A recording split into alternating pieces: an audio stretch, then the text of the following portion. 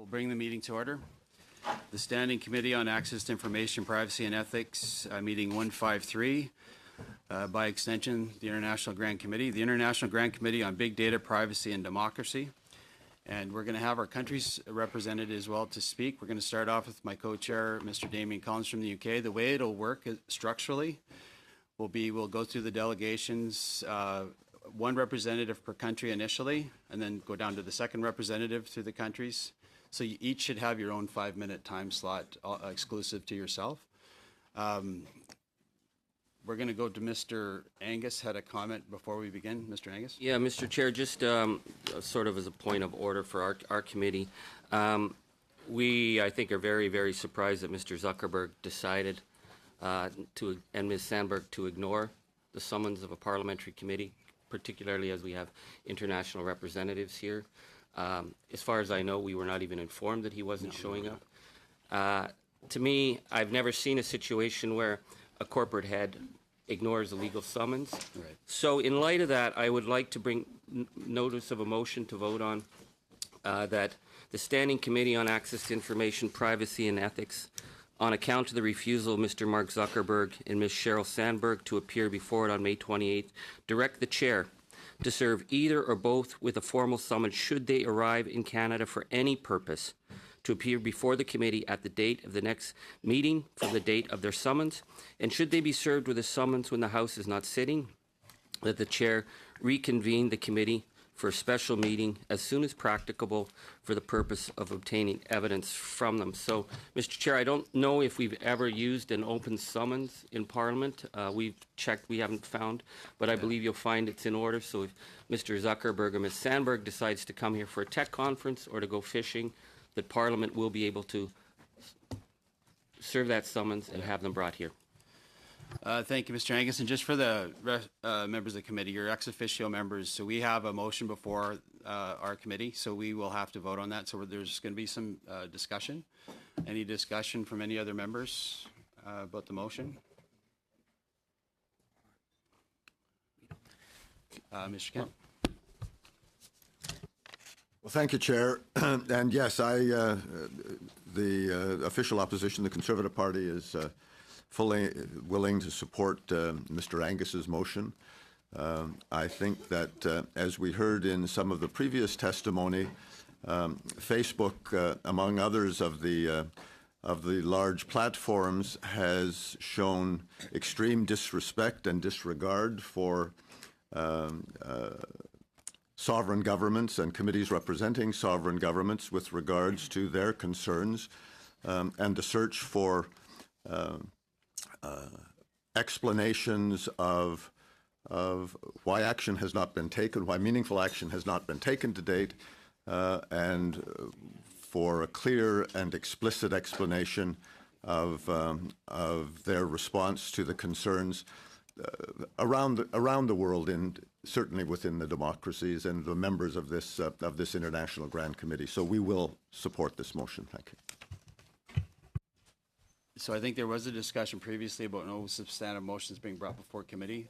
That said, I think with all the agreement at the table here, we can agree to have that heard, and we are hearing it today and voted on. So as long as does the chair, I see all in favor of having that motion move before us. Any other comments about the motion? Mr. Lucas. This is a case of recidivism by Mr. Zuckerberg. This has happened previously and is a matter of deep concern. It's particularly of great concern to me because, unfortunately, governments are continuing to meet with Mr. Zuckerberg. And I think it would be important that we should communicate as parliamentarians our concern about the disrespect that Mr. Zuckerberg is showing to parliamentarians from across the world, and that they should consider the access that they give to Mr. Zuckerberg, to governments and to ministers, which is operated in private and without respect to us as parliamentarians, and without respect to our constituents who are excluded from the confidential discussions that are happening on these crucial matters. Right. Thank you, Mr. Lucas. Mr. Erskine-Smith? I would just note, it's funny, less than 2 months ago, on March 30th, Mark Zuckerberg wrote an op-ed in the Wall Street Journal, and he wrote, "I believe Facebook has a responsibility to address harmful content, protecting elections, privacy and data protection, and data portability, the very issues we're discussing today. And I'm looking forward to discussing them with lawmakers around the world." Those were his words less than 2 months ago. If he was an honest individual in writing those words, he'd be sitting in that chair today. Yeah. Thank you, Mr. Smith. Any further comments on the motion? Yeah, frankly, to answer your question, being chair of this committee on both levels, the International and our Ethics Committee, it's abhorrent that he's not here today and Ms. Sandberg is not here today. I was very clearly communicated to them that they were to appear today before us. Summons was issued, which is already an unusual act of a committee to do. And I think it's only fitting that there's an ongoing summons. So as soon as they step foot, either Mr. Zuckerberg or Ms. Sandberg, into our country, they will be served and expected to appear before our committee. And then the next step will be, if they choose not to then to hold them in contempt. So I think the words are strong, Mr. Angus, and I applaud you for your motion. And any further discussion on the motion? Okay, so we'll go to the vote. All in favor of the motion? All opposed? Carried. Thank you, Mr. Angus. Next up, we'll go to the platforms, and we'll start off with Facebook. We'll go to Google, then I'll mention the names. Facebook Incorporated, Kevin Chan, Global Policy Director for Canada. Neil Potts, Global Policy Director. Google LLC, Derek Slater, Global Director, Information Policy. Google Canada, Colin McKay, Head Government Affairs and Public Policy. Twitter Incorporated, Carlos Monge, Director of Public Policy. Michelle Lawson, Head of Government and Public Policy, Twitter Canada. And I would like to say, it wasn't just the CEOs of Facebook that were invited today. The CEOs of Google were invited. The CEO of Twitter was invited as well. And we are more than disappointed that they chose not to show up as well. So we'll start off, Mr. Chan, for 7 minutes. Thank you. Is it on? All right. Thank you very much, Mr. Chair. My name is Kevin Chan, and I am here today with my colleague Neil Potts, and we are both global policy directors at Facebook. The internet has transformed how billions of people live, work, and connect with each other. Companies such as Facebook have immense responsibilities to keep people safe on our services. Every day we are tasked with the challenge of making decisions about what speech is harmful, what constitutes political advertising, and how to prevent sophisticated cyber attacks. This is vital work to keep our community safe. And we recognize that this work is not something that companies like ours should do alone. New rules for the internet should preserve what is best about the internet and the digital economy, fostering innovation, supporting growth for small businesses, and enabling freedom of expression, while simultaneously protecting society from broader harms. These are incredibly complex issues to get right, and we want to work with governments, academics, and civil society around the world to ensure new regulations are effective. Des nouvelles règles pour l'Internet devraient... New rules for the internet should preserve what is best about the internet in the era of digital economy, fostering innovation, supporting growth for small businesses, and enabling freedom of expression, while simultaneously protecting society from broader harms. These are incredibly complex issues to get right, and we want to work with governments, academics, and civil society around the world to ensure new regulations are effective. To share with you today some of our emerging thinking in 4 areas of possible regulatory action: harmful content, privacy, data portability, and election integrity. And with that, I will turn it over to my colleague Neil, who would love to engage with you on harmful content. Chair and members of the committee, thank you for the opportunity to be here today. I'm Neil Potts. I'm a director with oversight of the development and implementation of Facebook's community standards. Those are our guidelines for what types of content are allowed on our platform. Before I continue, though, I'd just like to point out that Kevin and I are global directors, subject matter area experts, ready to engage with you on these issues. Mark and Cheryl, our CEO and COO, are committed to working with government in a responsible manner.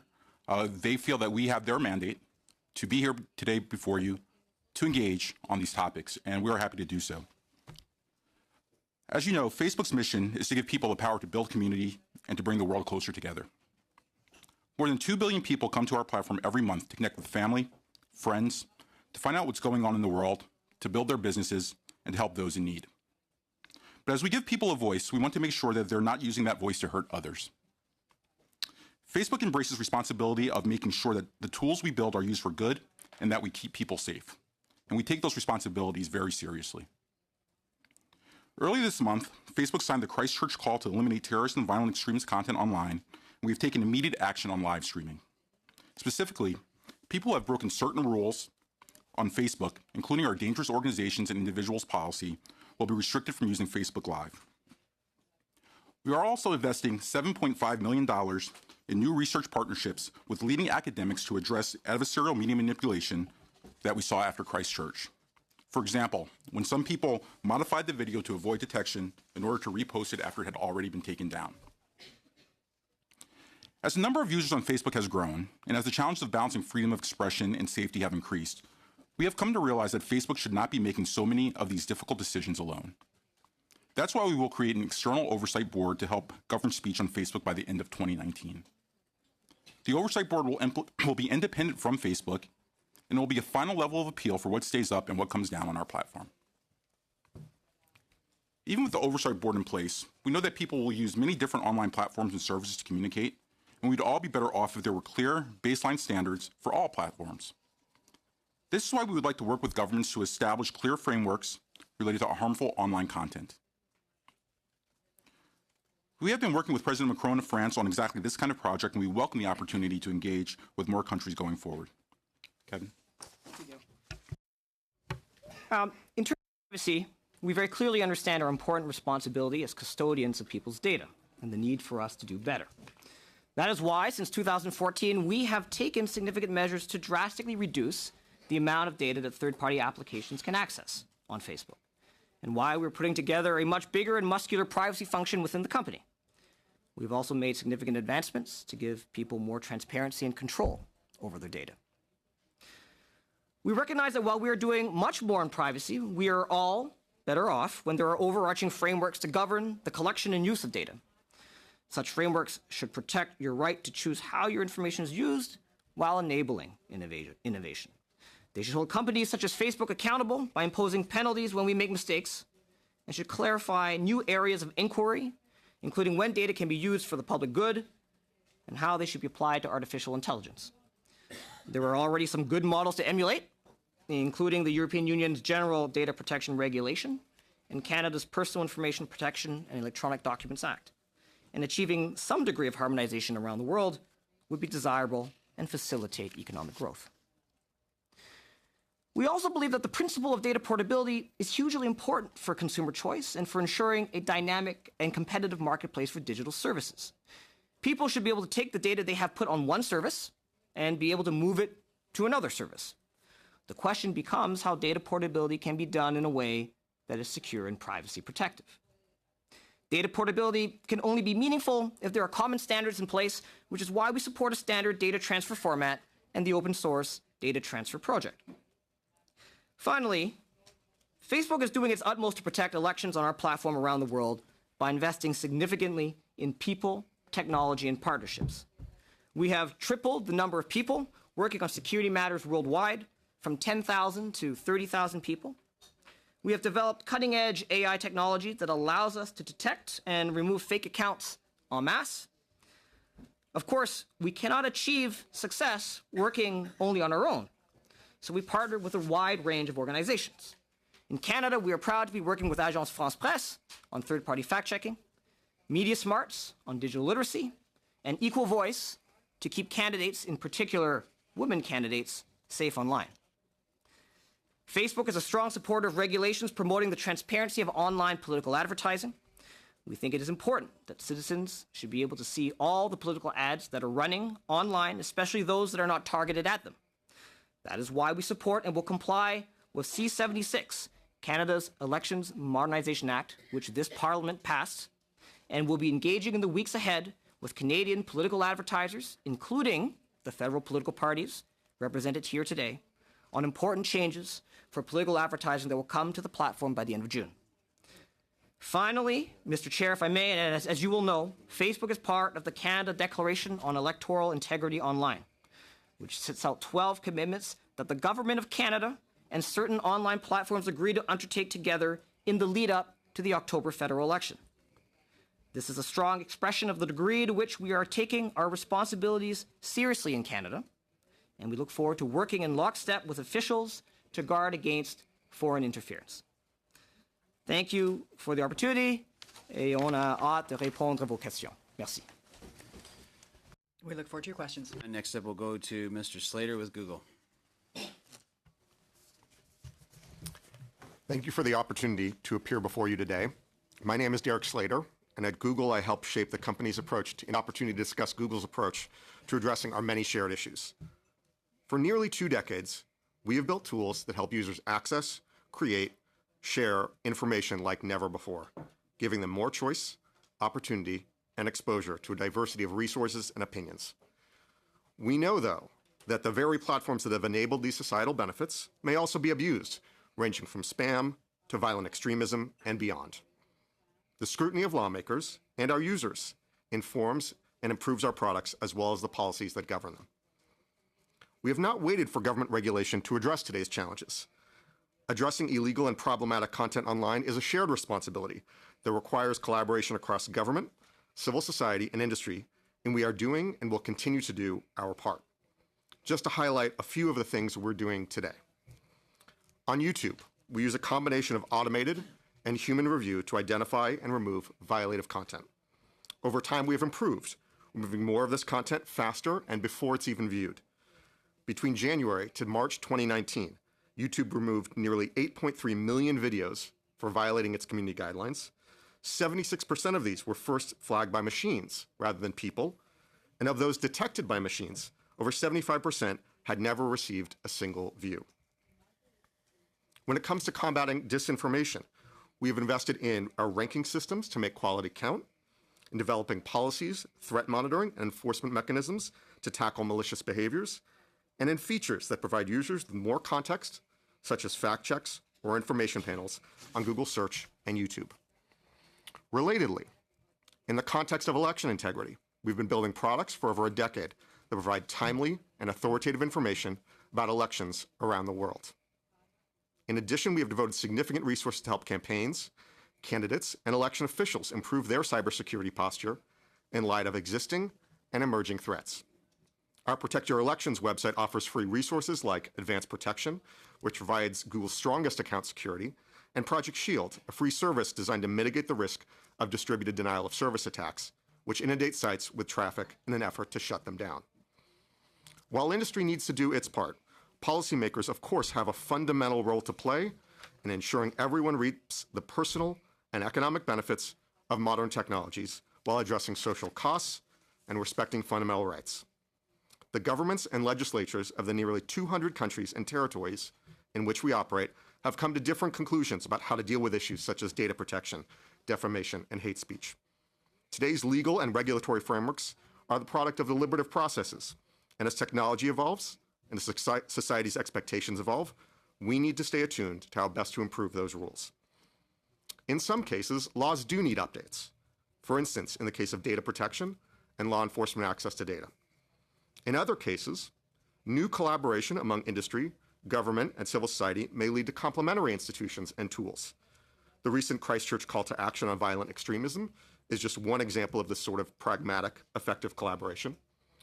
Similarly, we have worked with the European Union on its hate speech code of conduct, which includes an audit process to monitor how platforms are meeting their commitments, and the recent EU Code of Practice on Disinformation. We agreed to help researchers study this topic and to provide a regular audit of our next steps in this fight. Now, new approaches like these need to recognize relevant differences between services of different purpose and function. Oversight of content policies should naturally focus on content sharing platforms. Social media, video sharing sites, and other services that have the principal purpose of helping people to create content and share it with a broad audience should be distinguished from other types of services like search, enterprise services, file storage, and email, which require different sets of rules. With that in mind, we want to highlight today 4 key elements to consider as part of evolving oversight and discussion around content sharing platforms. First, set clear definitions. While platforms have a responsibility to set clear rules of the road of what is or is not permissible, so too do governments have a responsibility to set out the rules around what they consider to be unlawful speech. Restrictions should be necessary and proportionate, based on clear definitions and evidence-based risks, and developed in consultation with relevant stakeholders. These clear definitions, combined with clear notices about specific pieces of content, are essential for platforms to take action.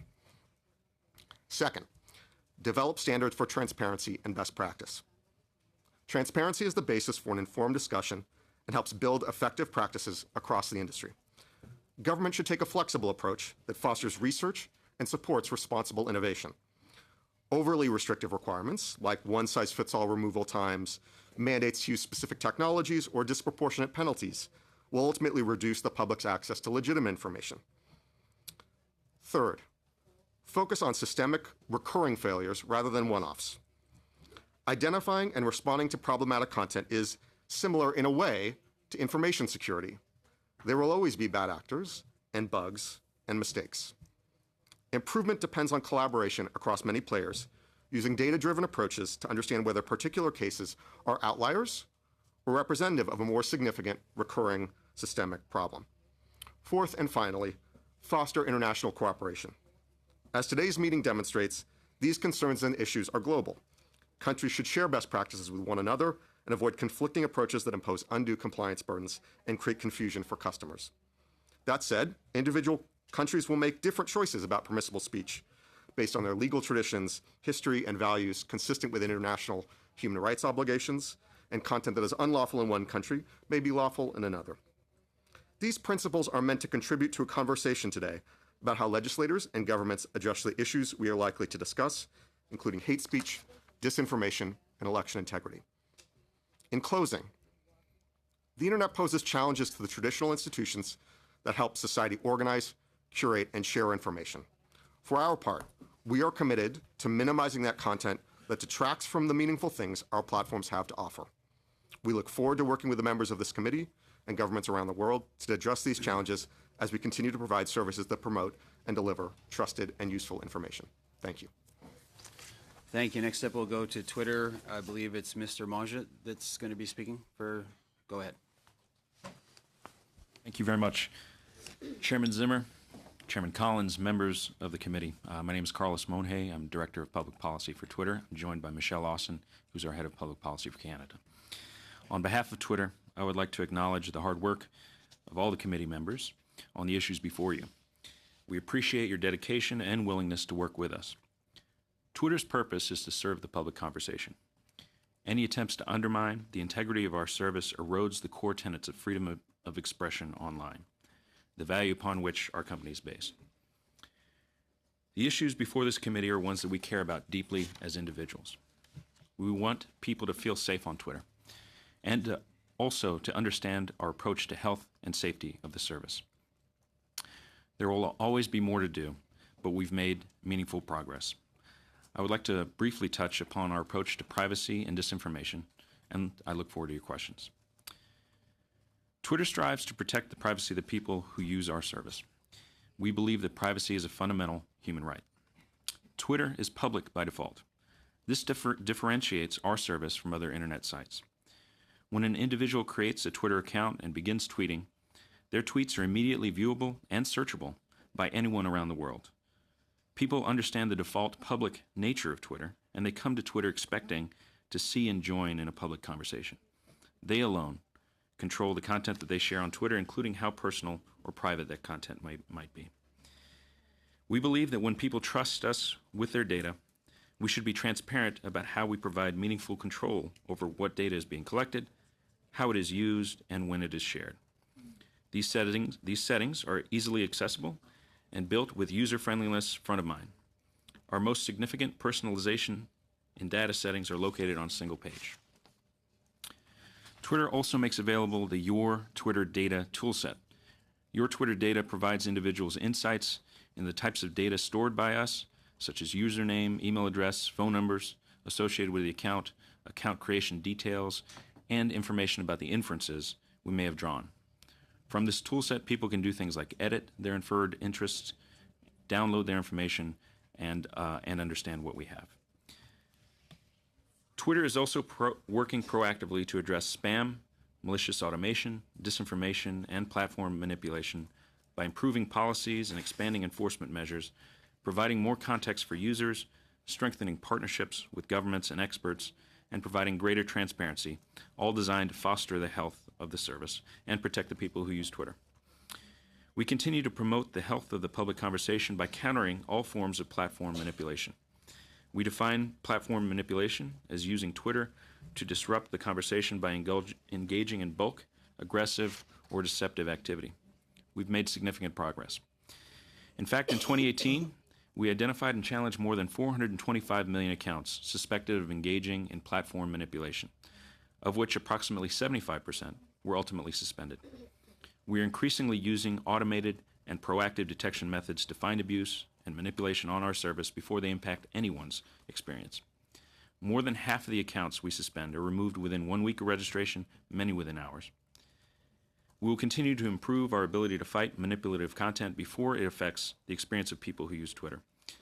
Twitter cares greatly about disinformation in all contexts, but improving the health of the conversation around elections is of utmost importance. A key piece of our election strategy is expanding partnerships with civil society to increase our ability to understand, identify, and stop disinformation efforts. Here in Canada, we're working with Elections Canada, the Commissioner of Canada Elections, the Canadian Centre for Cybersecurity, the Privy Council Office, democratic institutions, and civil society partners such as the Samara Centre for Democracy and the Democracy Project. In addition to our efforts to safeguard the service, we believe transparency is a proven and powerful tool in the fight against misinformation. We have taken a number of actions to disrupt foreign operations and limit voter suppression and have significantly increased transparency around these actions. We released to the public and to researchers the world's largest archive of information operations. It's the world's largest archive of information operations. We've provided data and information on more than 9,600 accounts, including accounts originating in Russia, Iran, and Venezuela, totaling more than 25 million tweets. It is our fundamental belief that these accounts and their content should be available and searchable so members of the public, governments, and researchers can investigate, learn, and build media literacy capabilities for the future. They also help us be better. I want to highlight one specific example of our efforts to combat disinformation here in Canada. Earlier this spring, we launched a new tool to direct individuals to credible public health resources when they search Twitter for keywords associated with vaccines. Here, we partnered with the Public Health Agency of Canada. This new investment builds on our existing work to guard against the artificial amplification of non-credible content about the safety and effectiveness of vaccines. Moreover, we already ensure that advertising content does not contain misleading claims about the cure, treatment, diagnosis, or prevention of any disease, including vaccines. In closing, Twitter will continue to work on developing new ways to maintain our commitment to privacy, to fight disinformation on our service, and remain accountable and transparent to people across the globe. We have made strong and consistent progress, but our work will never be done. Once again, thank you for the opportunity to be here. We look forward to your questions. Thank you. We'll go up first of all to my co-chair, Damian Collins, and then the sequence will follow. So 5 minutes, try and keep it crisp as you possibly can. Mr. Collins. Thank you, Mr. Chairman. If I could direct my first question to the Facebook representatives. I'm sure you'll be aware that one of the principal concerns of members of this committee has been that deceptive information deliberately and maliciously spread through the tools created by social media companies are a harm to democracy. And that these deceptions, this disinformation is used to undermine senior politicians and public figures, public institutions, and to undermine the political process. With that in mind, could Facebook explain why it's decided not to remove the video of Nancy Pelosi that prevents a distorted impression of her in order to undermine her public reputation? And the reason I think this is so important is that we're all aware that new technology is going to make the creation of these sorts of fake films or manipulated films much easier. And so perhaps you could explain why Facebook is not going to take this film down. Thank you, Mr. Collins, and happy to do so. I apologize about that. Thank you, Mr. Collins, and happy to explain our approach to misinformation a bit more clearly for this committee. First, I want to be clear that we are taking action against that video. Sorry, Mr. Potts. We haven't got much time. I'd like to answer the question you've been asked, not to give a statement about Facebook's policies on misinformation or what else you might have done. I want you to answer the question as to why you, unlike YouTube, are not taking this film down. We are aggressively downranking that. No, so I know you're downranking it. Why aren't you taking the film down? It is our policy to inform people when we have information that may be false on the platform so that they can make their own decisions about that content. Okay, but this is content that I think is widely accepted as being fake. YouTube have taken it down. The fact checkers that work with Facebook are saying it's fake. Yet the video is allowed to remain, and that video being there is far more powerful than any legal disclaimer that may be written underneath it or over it. And why won't you say that films that are clearly fake and are independently verified as being fake, that are there to deceive people about some of the most senior politicians in your country, why wouldn't you take them down? We are conducting research on our informed treatments. That is the treatment that shows that something is fake. For example, if someone wanted to actually share this video to their friends, if they have already shared it, or when they see it in newsfeed, they do receive a message that says that it's false. Facebook accepts though that this film is a distortion, isn't it? I'm sorry, if I just say, my understanding, and of course, Neil, you're closer to this, but my understanding is the video in question actually has been slowed down. Is that what this is? That's correct. I think this is manipulated. Yes, it's a manipulated film to create the distorted impression that Nancy Pelosi was somehow impaired when she was speaking. That's what's happened, and that's why YouTube have taken the film down, and that's why there's been the general recognition, including by independent fact checkers that work for Facebook, that this film is distorted and creates a distorted impression of the third most senior politician in America. And again, as you mentioned, the fact checkers, we work with over 50 fact checkers internationally. This is not a question. The fact checkers recognize it's fake, but you're saying it can stay there. And do you not see that what Facebook is doing is giving a green light to anyone in the world that wants to make a distorted or fake film about a senior politician, or maybe in the future use deepfake technology to do it, and know that whatever happens, Facebook won't remove the film? I think you're at the philosophical question, sir, that should we remove or should we inform people that it is fake?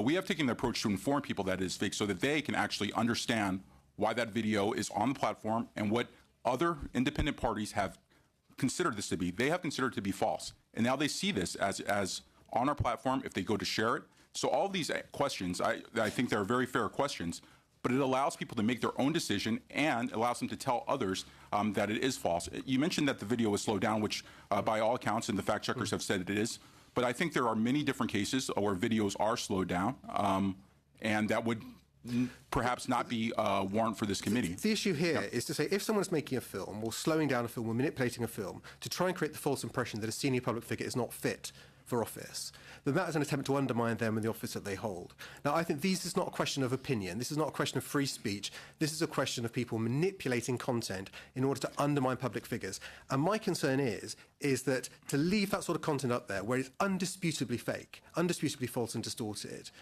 to allow permission for this content to be shared and promoted to other users is irresponsible. And YouTube have removed this content, and I don't understand why Facebook don't do the same.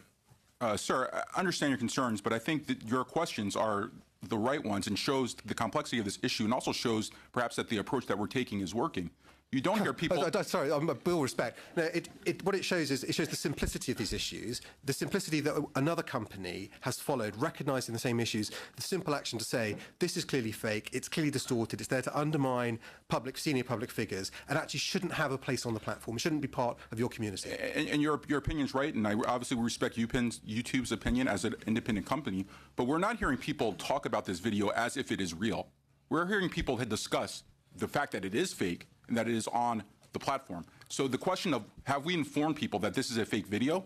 Yes, we have. And I think that is the predominant speech right now, whether it's the conversation we're having right now, whether it is on the news or others, that people understand that this video is fake and then they can make their further decisions from there. My concern from this, I think it sets a very dangerous precedent. And your colleague Monica Bickett said last week to CNN that basically Facebook's policy is that any political content, any disinformation content relating to politics will not be taken down. There'll be notes put up for users so they can see that the facts are disputed, but it will never be removed. I think if you're going to allow your platform to be abused in this way by people producing disinformation films targeted at users to try and interfere with democracy, and the best you're going to do is just put a flag on it to say some people dispute this film, I think that's a very dangerous precedent. Thank you, Mr. Collins. We'll go next to Mr. Erskine-Smith. Go ahead for 5 minutes. Thanks very much. You speak to Mr. Zuckerberg often enough because you're here on his behalf. Remind me, why isn't he here today?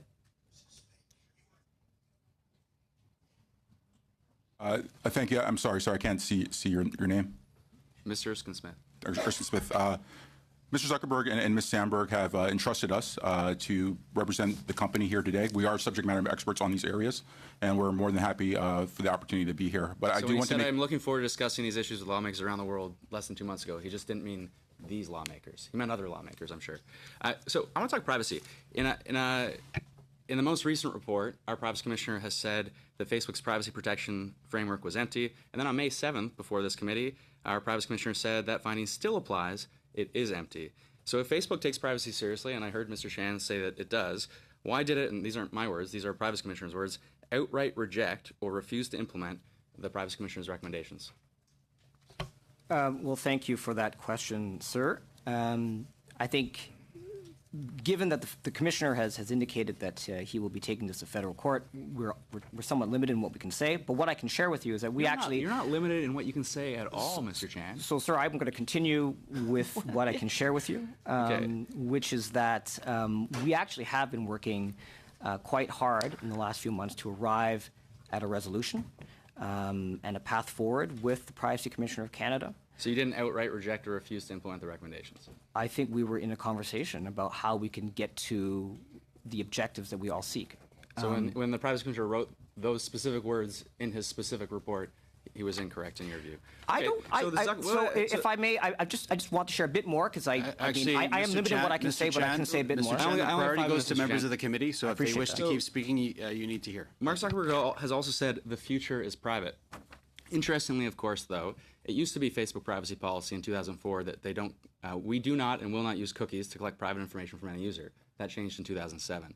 Initially, Facebook gave users the ability to prohibit the collection of their personal information from third parties, and that was, again, changed. So when Mr. Zuckerberg says the future is private, does he mean the future is going back to our past when we cared about privacy before profits? I think we are undertaking a significant effort to reimagine what communication services will look like online. I think that there's been a lot of interesting things written, not just by folks at the company, but around the world.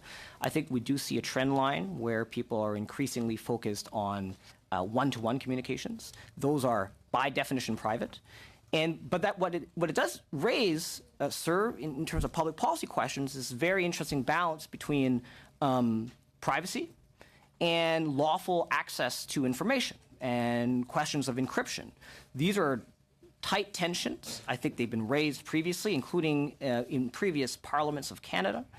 And we look forward to engaging on those questions. So on engaging on those questions, GDPR has been adopted by the EU. We've recommended at this committee that Canada go further. Initially, and Facebook made $22 billion last year, Alphabet made $30 billion last year, and previously you've used millions of those dollars to lobby against GDPR, but now you agree that that's a standard that ought to be in place, or similar standards ought to be in place. Simple yes or no, Mr. Chan, and then Mr. Slater. Yes, we fully support GDPR. And Mr. Slater? Our colleague will take it. If you don't mind, Mr. Erskine-Smith, I'll respond as the privacy expert. Yes. Great. So Mr. McNamee was here, and he suggested that perhaps consent shouldn't be the only rule in play, and that in certain instances we should simply ban certain practices. He used web tracking. When was the last time Google read my emails to target me ads? How many years ago? Get it one more time. Sorry. There you go. Yep. I keep turning it off. Sorry.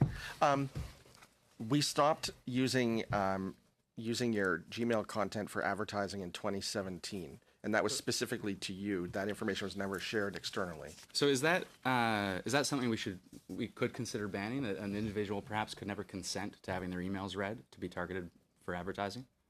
Would you be comfortable with that? I would. Well, it's certainly the practice we have now. Okay. I hesitated the word ban because there's a broad range of services that might be used in that specific context. It makes sense. So the German Competition Authority in February of this year said, in view of Facebook's superior market power, an obligatory tick on the box to agree to the company's terms of use is not an adequate basis for such intensive data processing. The only choice the user has is to accept comprehensive combination of data or to refrain from using the social network. In such a difficult situation, the user's choice cannot be referred to as voluntary consent. Mr. Chan and Mr. Slater, do you think that privacy is a key consideration in competition and merger decisions, and should competition authorities around the world take privacy issues into account? I'm sorry, could you repeat the question just to make sure I understand? Do you agree that competition authorities around the world should be looking at privacy, just as they currently look at price, but should be looking at privacy and data collection of our personal information as a key consideration in competition law and in looking at mergers and acquisitions? Well, that's a very interesting question of public policy. I think presumably It could just be a yes or no, though. Well, these are complex issues, sir, as you can appreciate. And if you would allow me, I would just like to say a few more words to this because it is complicated. I think it's clear that competition policy and privacy policies are quite different. I suspect that data protection authorities around the world would have very different views about whether or not it is appropriate to port in concepts from other realms into data protection law. I'm not suggesting that. I'm suggesting that we currently protect consumers on price. And shouldn't we protect consumers on privacy? We have a German competition authority. I see. Oh, I'm sorry. I understand more clearly what you're saying. Well, I did read a quote directly from the German competition You are authority. absolutely right that data protection, we should treat privacy as a foundational cornerstone of the digital economy. Of competition law. I believe these are two very distinct and separate things. And it wouldn't just be me. I think if you talk to competition authorities and data protection authorities, they might very much arrive at similar views. Not the one that I read to you. Well, we are aware of this. I've spoken to some of my colleagues in Germany with respect to this. Our understanding is that the GDPR needs to be obviously enforced and interpreted by data protection authorities in Europe. Thanks. We need to move on. So we'll go up next to Mr. Kent. So we're going to go to Mr. Gord. 5 minutes. Merci, Monsieur le Président. Thank you, Mr. Chairman. The digital platforms that you represent have evolved some very high-performing tools, and now it's a mad race for you. Not necessarily for the well-being of society or humanity, but this is actually a performance race for your own interests, for your company's own interests. You've essentially developed a car that can drive at 250 kilometers an hour, but you're renting these cars out to users who are actually traveling at these speeds in school zones. You've developed tools that have become dangerous and are actually weapons. As a lawmaker, I don't accept that you reject your responsibility in these areas. These tools belong to you, and you've got capacities inherent in these tools, and you're not necessarily choosing your users. So you're renting out your tools commercially to people who will be using them or misusing them specifically. In a few months, we'll be in a general election here in Canada. Can you tell us that you have the technical capacity with these tools to put an absolute stop to any fake news, any kind of hate advertising, any kind of advertising that would taint our democracy or in any way? Can you make sure that there would be no election advertising in Canada or other countries if you cannot guarantee absolute control of these types of advertisements that could be on your platforms? Let's start with Facebook. Thank you, Mr. Gould, for your question. I'll start by saying this. Clearly, we want to do everything in our power to protect the elections in October 2019 here in Canada. As you know, we work closely with the Conservative Party, the New Democratic Party, and the Liberal Party.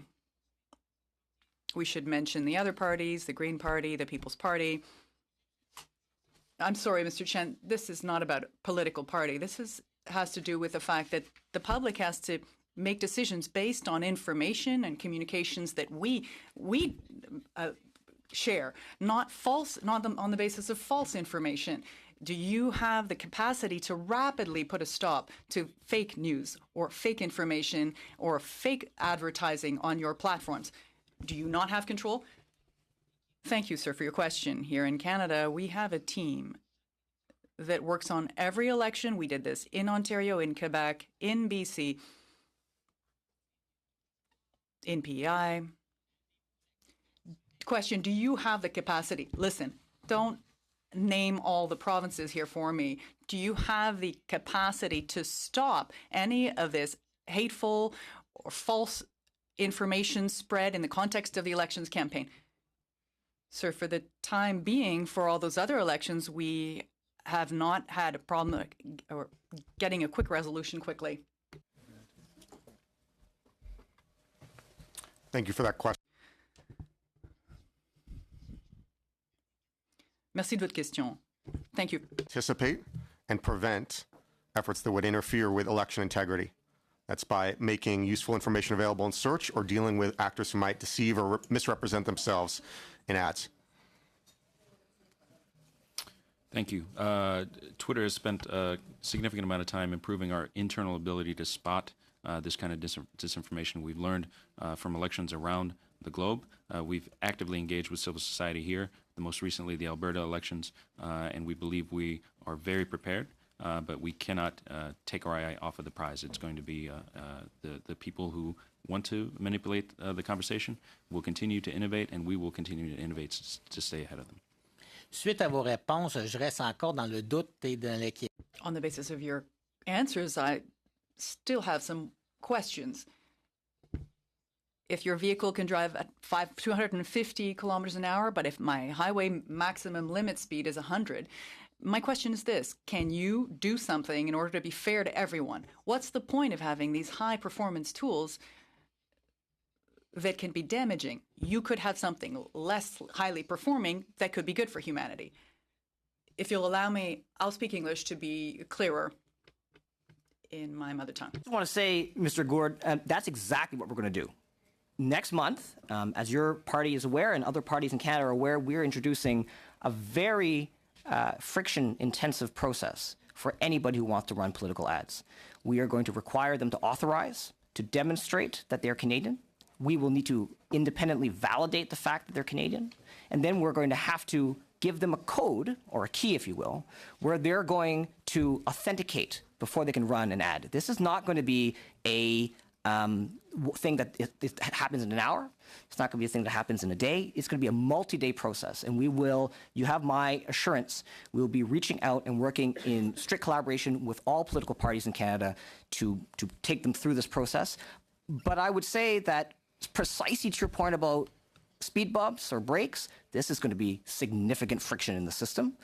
But we think this is the right thing to do in order to get ad transparency right. It's the right thing to do to get regulated political advertising right, and it's the important thing to do to guard against foreign interference. Thank you, Mr. Gourde. Next up, Mr. Angus. Thank you so much for these presentations. It's very helpful. Mr. Chan, we know that Mr. Zuckerberg and Ms. Sandberg are very important people. Are they busy today?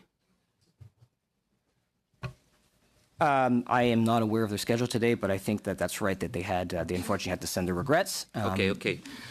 I guess my question is, I'm trying to get a sense of corporate governance with Facebook. You come from Canadian politics. You work for the Liberal Party.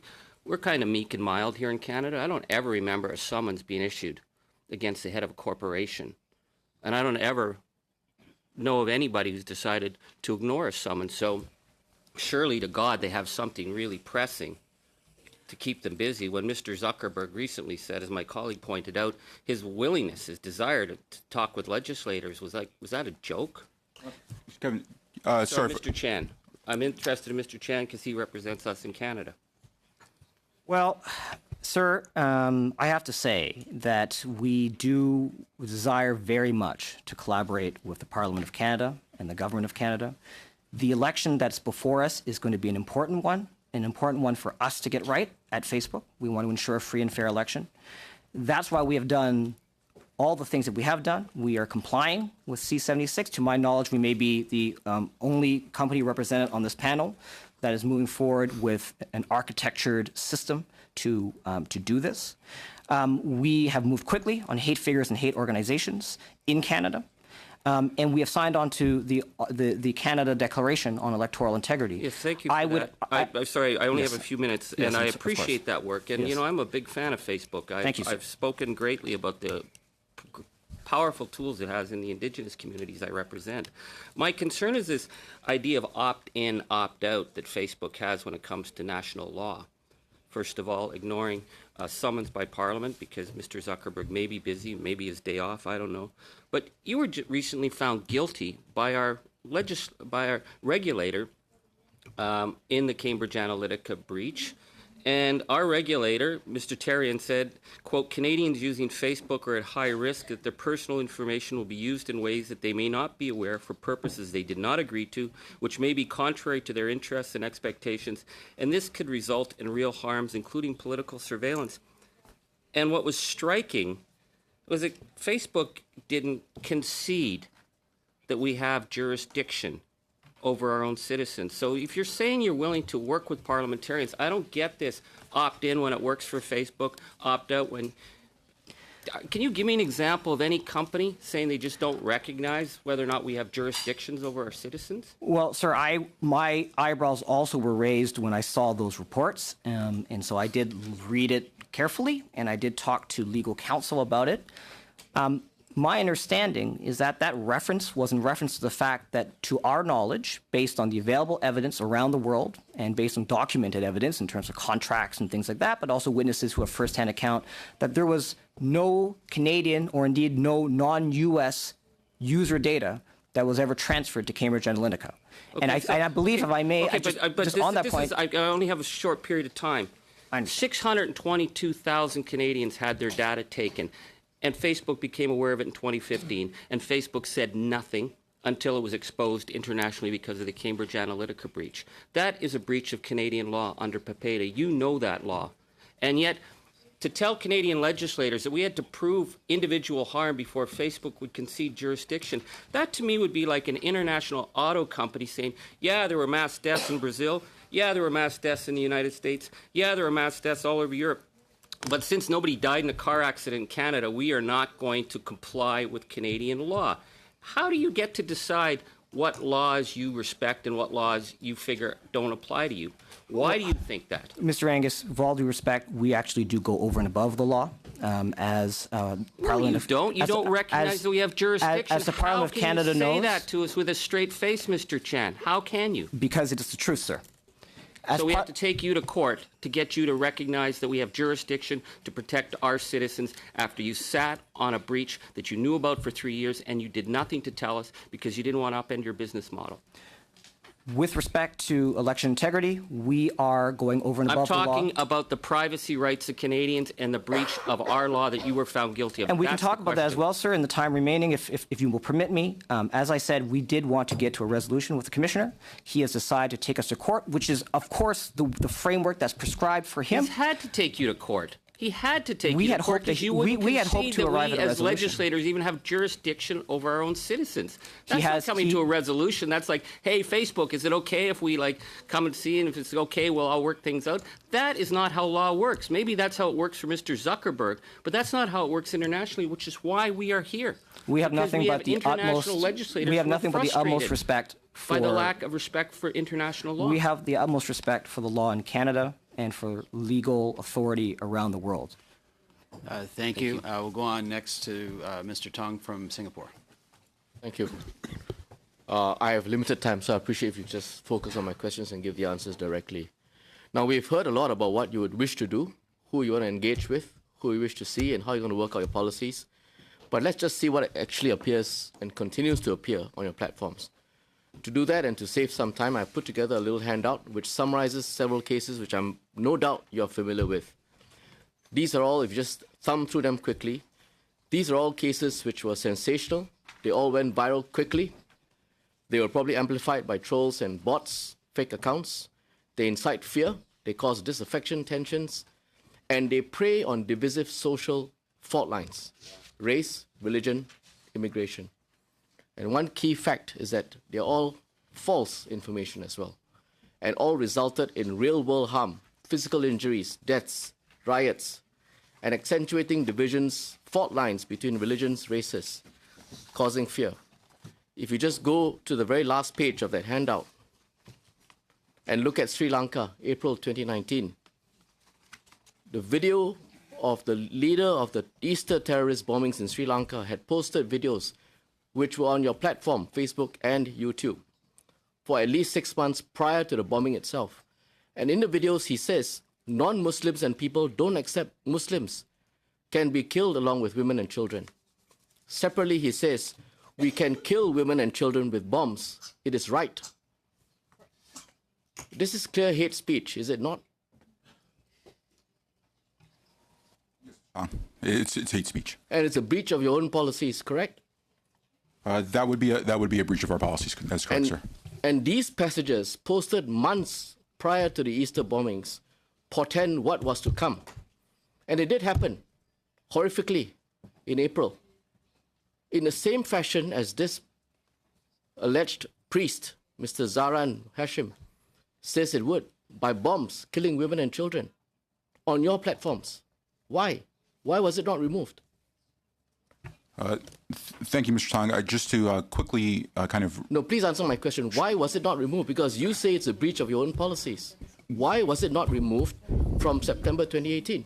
When we're made aware of that content, we do remove it. If it is not reported or we have not proactively identified it, then we would not remove it because honestly, we would not know that it exists. I do want to say that our hearts go out to those people in Sri Lanka and everywhere that you've mentioned here in your handout. Intercommunal ethnic violence is a horrific thing. We don't want our platform to be co-opted and used for these activities.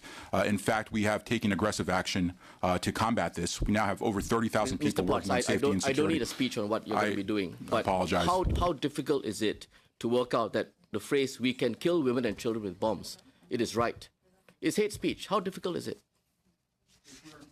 That question is not hard, Mr. Tong. The question would be of identifying the content. If we are not made aware of the content, that it exists either through a user report or our own proactive measures, then we would not know that content is on the platform. None of the AI or the technology or the fact checkers or the army of people you have scrutinizing your platforms pick this up 8 months prior to the event, and you are asking us to trust that the processes that you intend to put in place, the AI that you now have, will do so in the future? Artificial intelligence is a great lever to help us identify this. It is not perfect. It is not salient where it will get 100% of the activity right. Just as humans, we will not get 100% of the activity right. If we were made aware of this, and I would have to check on this video specifically, but if we were made aware of this video, we would remove it. This is a very straightforward call. Mr. Potts, actually, if you do some homework and check, local Muslim leaders had flagged it to Facebook, and Facebook had not taken it down.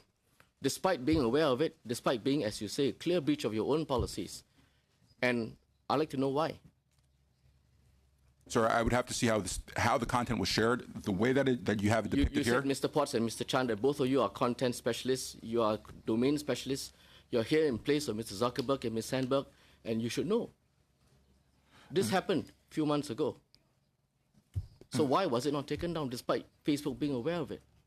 Can you explain? I'm trying to explain that. I don't know that premise. I'd have to check to make sure that we were actually aware. I do not believe that we were aware of that video at the time. Let me suggest to you that you don't remove it because such content, being sensational, inciting fear, violence, hatred, conspiracy theories, as Mr. McNamee, who explained to us earlier, is what drives eyeballs to your platforms. It's what drives users to your platforms. And that is the engine room of your profit mechanism. Mr. Tong, I reject the premise. I reject that full-heartedly.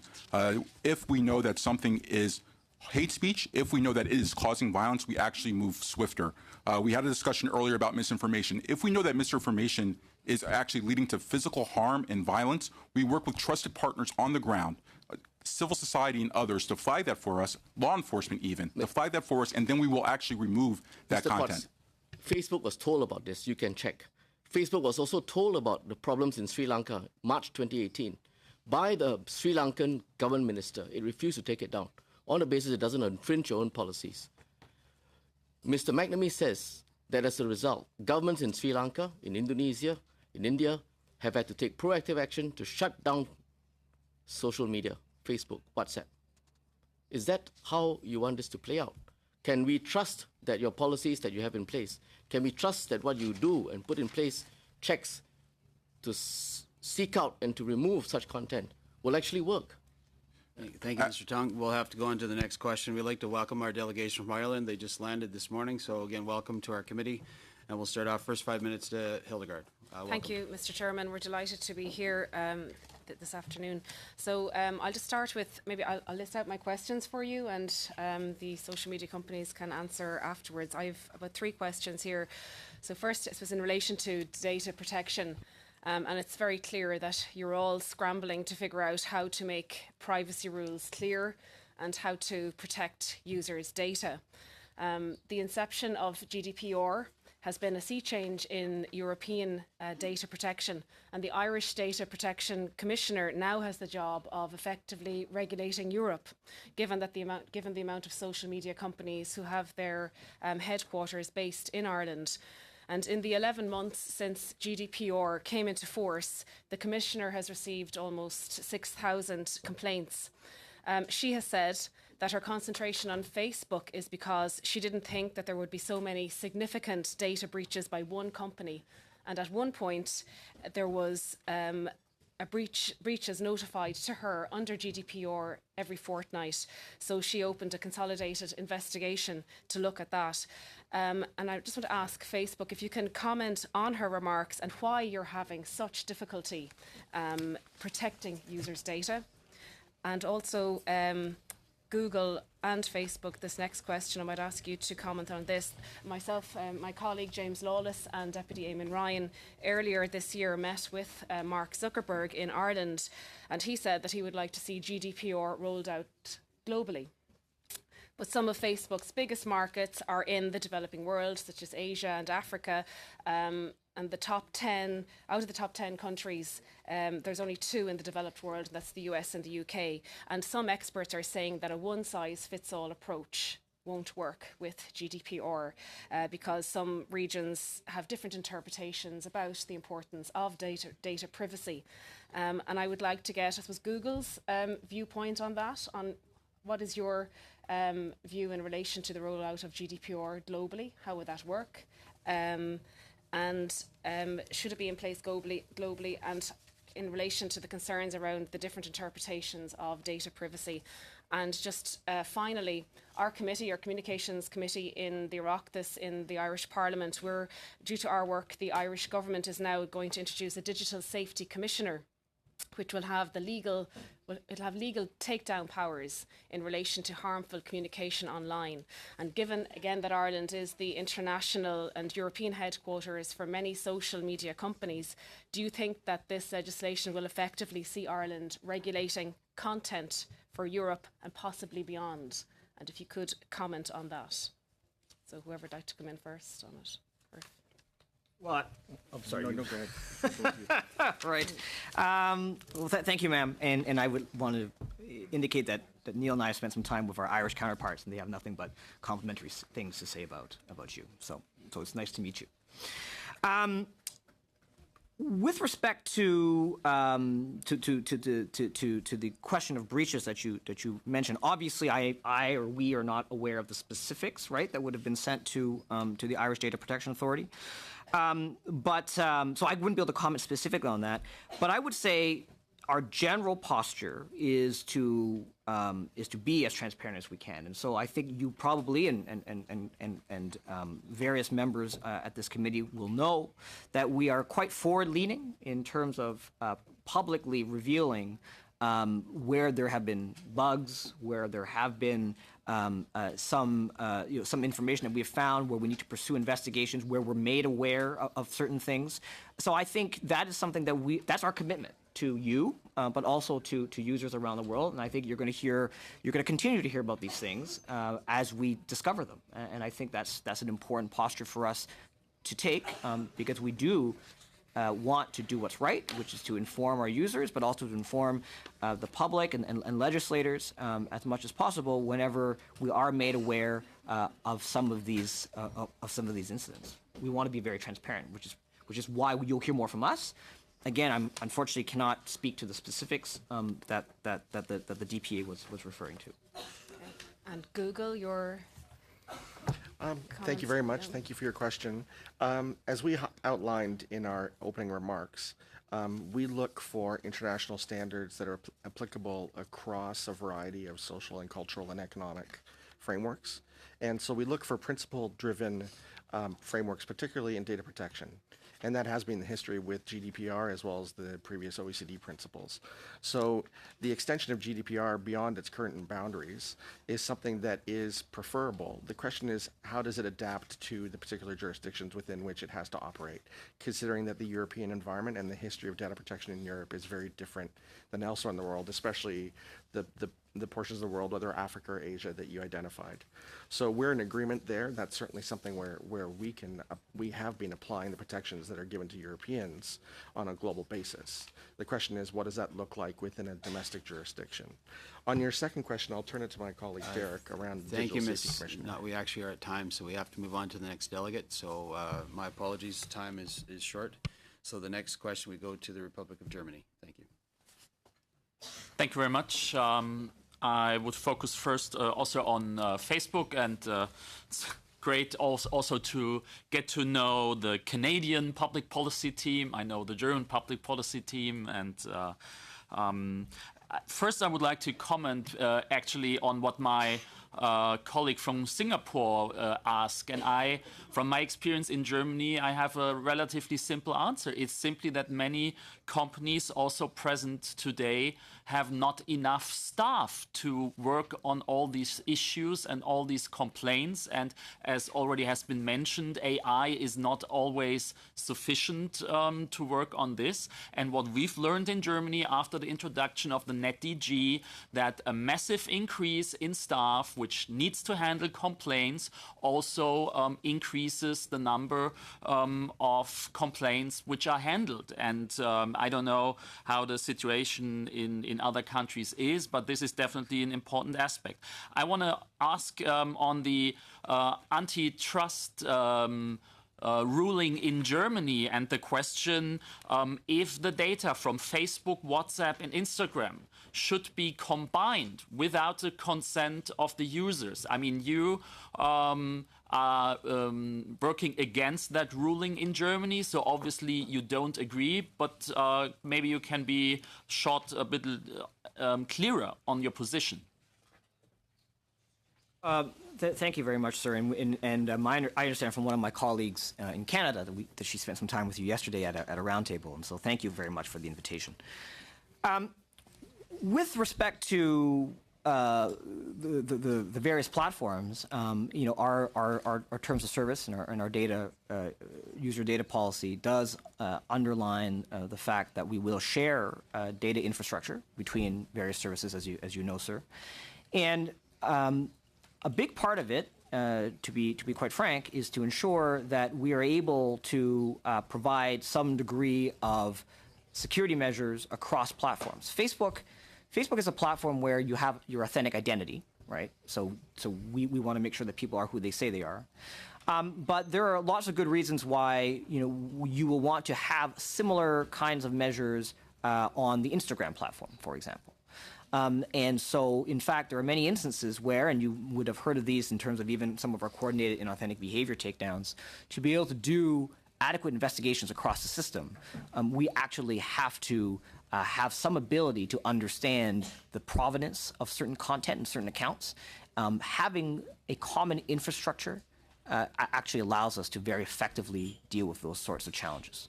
Yeah, and it allows you to very effectively aggregate the data and increase the knowledge of the user, and also to increase the profit. Isn't that the reason behind it? I mean, it would be possible to give all the users, again, the ability to decide on that. That would be very easy, but I think it would also be very costly for you. I think, sir, what you're touching on in terms of the broader arc of where we're going is correct. We do want to give people more control. We want people to be able to... Okay, but why then working against that ruling in Germany? I think the nub of this is, again, this question that Mr. Erskine-Smith kind of raised, which is this question of where do the limits of competition policy start and end versus where the limits of privacy start and end. Okay, thank you. I also want to go to Google, and you mentioned that you need clear definitions of unlawful speech. I looked into the transparency report of Germany, and it turns out from 167,000 complaints in Germany, your colleagues needed only in 145 cases to turn these issues to specialists, whether or not this was unlawful speech. So why do you think that is really a problem? Is it really a problem of definition, or is it really a problem of handling the amount of complaints, the massive amount of hate speech online? That's a very important question. The NetzDG is a complex law, but I think one of the pieces that is relevant here is that it calls out, I believe, 22 specific statutes that it governs. Actually, the NetzDG basically says in Germany you need to comply with German law, full stop. I understand that. And it says with respect to these 22 statutes, here is your turnaround time and your transparency reporting requirements, exactly, leading to the data you had. I think part of what is important there is it referred specifically to clear statutory definitions, which allows us to then act on clear notices in an expeditious time as set within the framework of the law. Next up, we'll go to the Republic of Estonia. Go ahead for 5 minutes. Thank you. Well, I come from Europe, from Estonia, and it is true that 2 days after the European election, one can say that you actually have made progress in removing the fake accounts. But it is also true that those fake accounts should not have been there in the first place. So my first question, what kind of changes are you planning to identify your users in the beginning? Sorry, ma'am, is this directed towards... Yes, for example. So thank you for that. We I think, are cautiously pleased with the results in terms of the way the platform has performed in Europe. But I would say, with respect to fake accounts, this is, I think, as my colleague Neil has mentioned, this is a bit of an arms race with our adversaries, with bad actors who are trying to put inauthentic accounts and inauthentic content onto the platform. I think that we want to get constantly better, and we want to constantly evolve. So how do you improve the identification process in the first place? So, ma'am, one of the things I can share with you is, again, in terms of the political advertising piece that we are trying to do, is we are trying to get a very good certainty as to the identity of the individuals when they run an ad. So in Canada, as I mentioned earlier, and we will do this, and it will be not without paying for political advertisers in Canada, is very much that we will need to, get some kind of ID from you. We will need to independently verify that ID. And then we're going to send you some kind of key, a digital key, if you will, where you're going to have to use it and authenticate yourself before you can even run a political ad. This is a very costly and significant investment. It also is not without friction. I personally worry that there will be instances where people want to run an ad and don't know about this requirement, and then find that that's going to take many days to do. I also worry that there may be false positives. But I think that in order to protect elections around the world, and here in Canada in October, this is the right thing to do, and we're prepared to put the time, the investment, and potentially some of the friction All right, to get thank it you. right. My second question will be about fake news, fake videos. What is your policy towards fake news? Will they be removed or deepfake? Deepfake. Will they be removed or will they just be marked just as deepfake videos? The issue of deepfakes, thanks for that question. It's a really important emerging issue. We have clear guidelines today about what content should be removed, and if a deepfake were to fall into those guidelines, certainly we would remove it. We also understand this needs further research where we've been working actively with civil society and academics on that. Okay. What about Facebook? Thank you, ma'am. We are also investigating and doing research on this policy to make sure that we are in the right place. Currently, we would identify it as being fake and then inform our users. But we So the constantly, deepfake video will stay on. we constantly iterate on our policies, and we may update those policies in the future as they evolve. We are working with research agencies, people on the ground to understand how these videos could manifest. And as I mentioned before, if these videos or any type of misinformation led to real-world harm, or offline harm, I should say, we would remove that content. Twitter? We also share concerns about deepfakes, and if we see the use of deepfakes to spread misinformation in a way that violates our rules, we'll take down that content. And my last question would actually come back to what Mr. Collins asked in the beginning. It's about the video, where the fake video of Nancy Pelosi. Let's say that the similar video would appear, only that the person there would be Mr. Zuckerberg. Would that video be taken down, or just marked as a fake one? Ma'am, I'm sorry. Who did a little laughter? I didn't hear who you said. Well, sorry for the loud laughter, but if the similar video that has been airing, picturing Nancy Pelosi, the fake video, right, the similar video would have been made, and Mark Zuckerberg would appear there. Would you remove that fake video showing Mr. Zuckerberg, or would you just mark it as a fake news? If it was the same video of inserting Mr. Zuckerberg in for Speaker Pelosi, would it get the same treatment? Okay, thank you. I just wanted to give a brief explanation what's going on behind me. So for the legislators that are at the table, food it is provided. We looked at actually providing some lunchtime, about an hour and a half, but we just simply don't have the time. So your chair has elected to have a working lunch, so just feel free to come up and grab something to eat and grab some coffee and some refreshments. We'll continue on, though, with testimony all the way through our lunch. So next up we have Mexico. Go ahead for 5 minutes. Thank you. I'm going to speak in Spanish.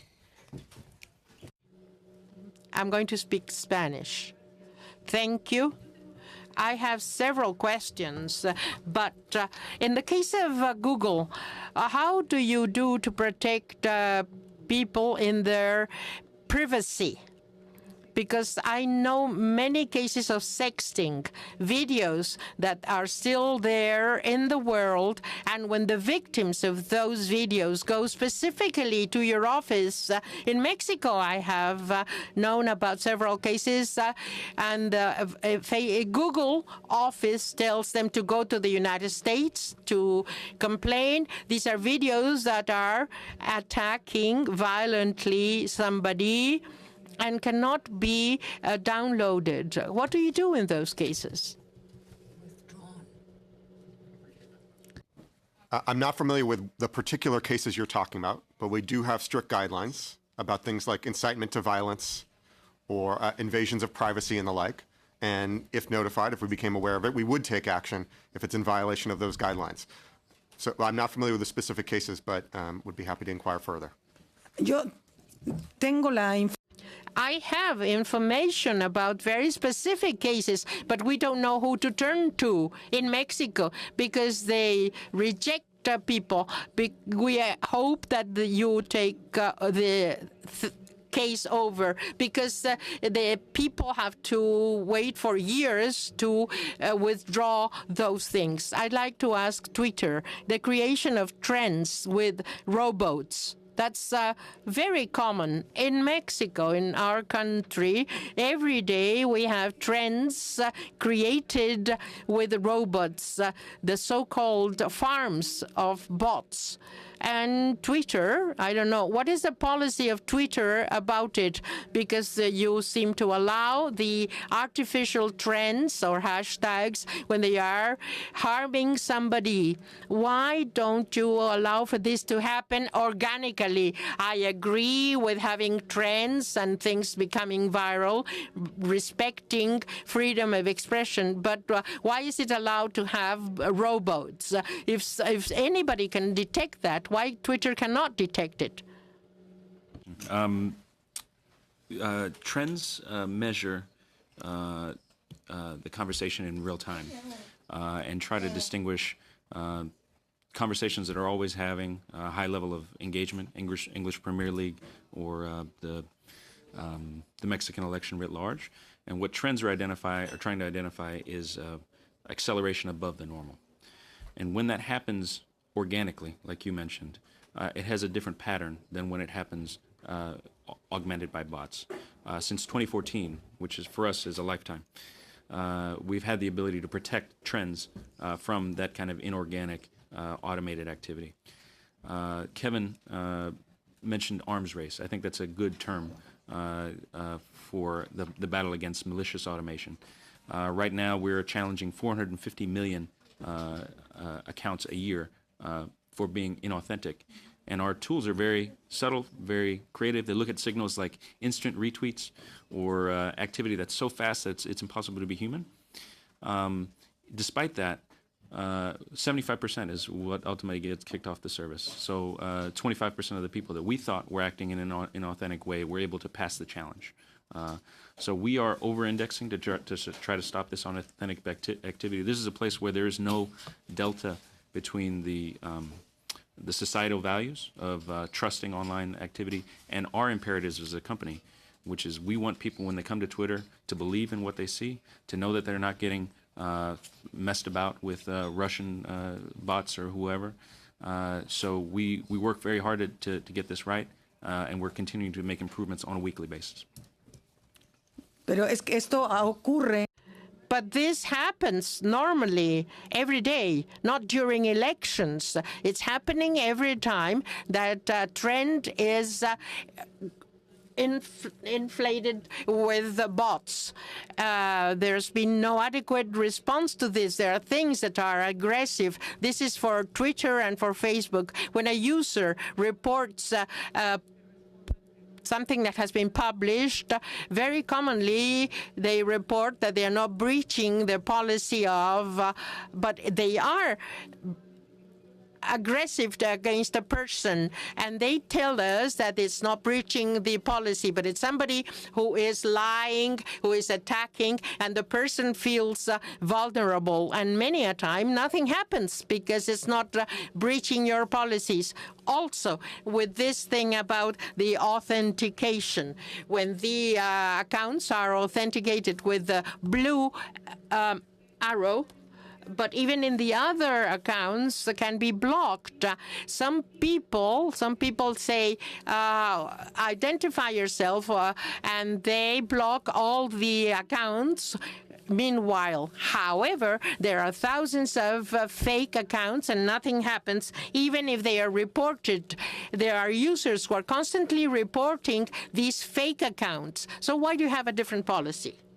Short, please. We are working to adjust our policies. We have things that are against our rules, and we have things that aren't against our rules, but people don't like. We call it internally the gap. And what we've been doing and what our teams have been doing is try to break those issues down portion by portion and understand where the expectations of our users don't match the experience they're getting. Our approach is, again, very consistent. We want people to feel comfortable, to feel safe to come online. We also don't want to squelch public expression. And these are issues that we care about deeply and take very personally. Thank you. Next up, we'll go to the Kingdom of Morocco for 5 minutes. Merci, Monsieur le Président. Merci également à l'équipe sympathique. I thank the witnesses for being here today. All the gentlemen that are here, We would have liked Mr. Mark Zuckerberg to be here, but unfortunately he is not. We hope to see him on another occasion.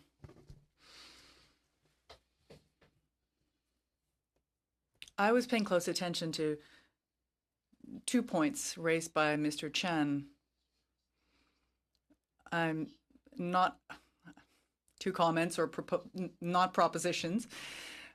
When he mentioned something about issues Facebook was dealing with, he said, it is not strictly up to Facebook to deal with this.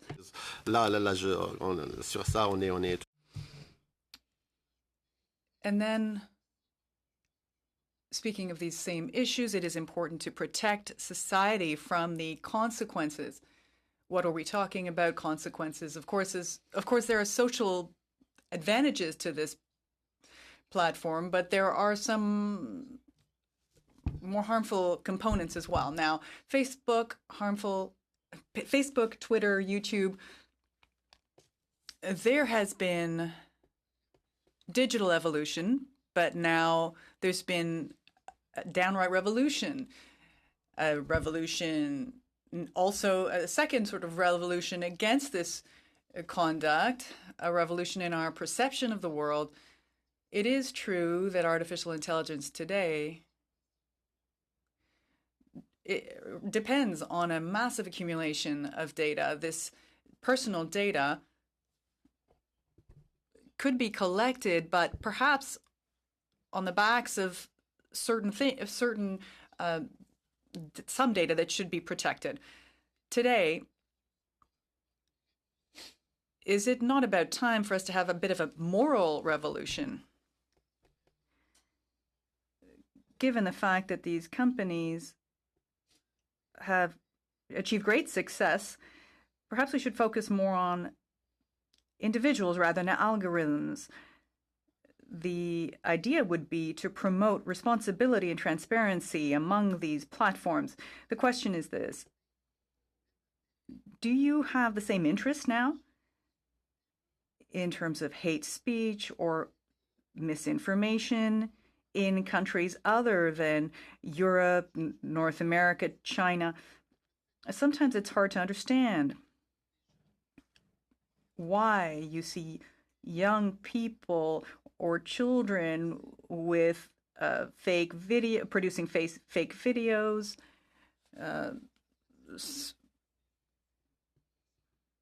harmful videos. On some level, there's a disrespect of social norms. We're not here to judge you or try you, but rather implore you, urge you to learn from our remarks. Merci beaucoup, monsieur. Encore, si vous permettez. Thank you very much, sir. If you'll allow me, I'll continue in English because I really would not want. I could answer in English, but this would be more accurate. With respect to, I think you were talking about humans versus machines, or humans versus algorithms. I think the honest truth on that is that we need both. We need both because we have a huge amount of scale. Obviously, there's over 2 billion people on the platform, and so in order to get at some of the concerns that members here have raised, we do need to have automated systems that can proactively find some of these things. But I think to go back to Mr. Collins's first question, it is also equally important that we have humans that are part of this, because context is ultimately what is going to make a determination as to whether or not this is, it helps inform whether or not this is malicious or not. And so context is super important. Now, if I may, sir, on the human question, I do think you're hitting on something very important. And I had mentioned it a bit earlier, but there is this need, I think, for companies such as Facebook not to make all of these kinds of decisions. We understand that. I think people want more transparency, and they want to have a degree of understanding as to why decisions were arrived where they were arrived, in terms of what stays up and what goes down.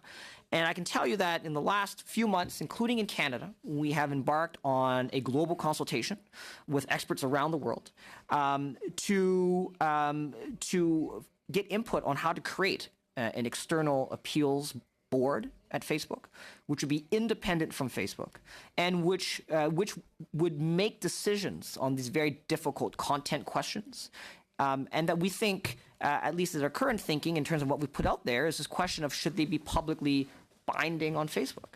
And I think that is sort of the way we have imagined it. We are receiving input, and we continue to consult with experts, but our commitment is to get this done by 2019.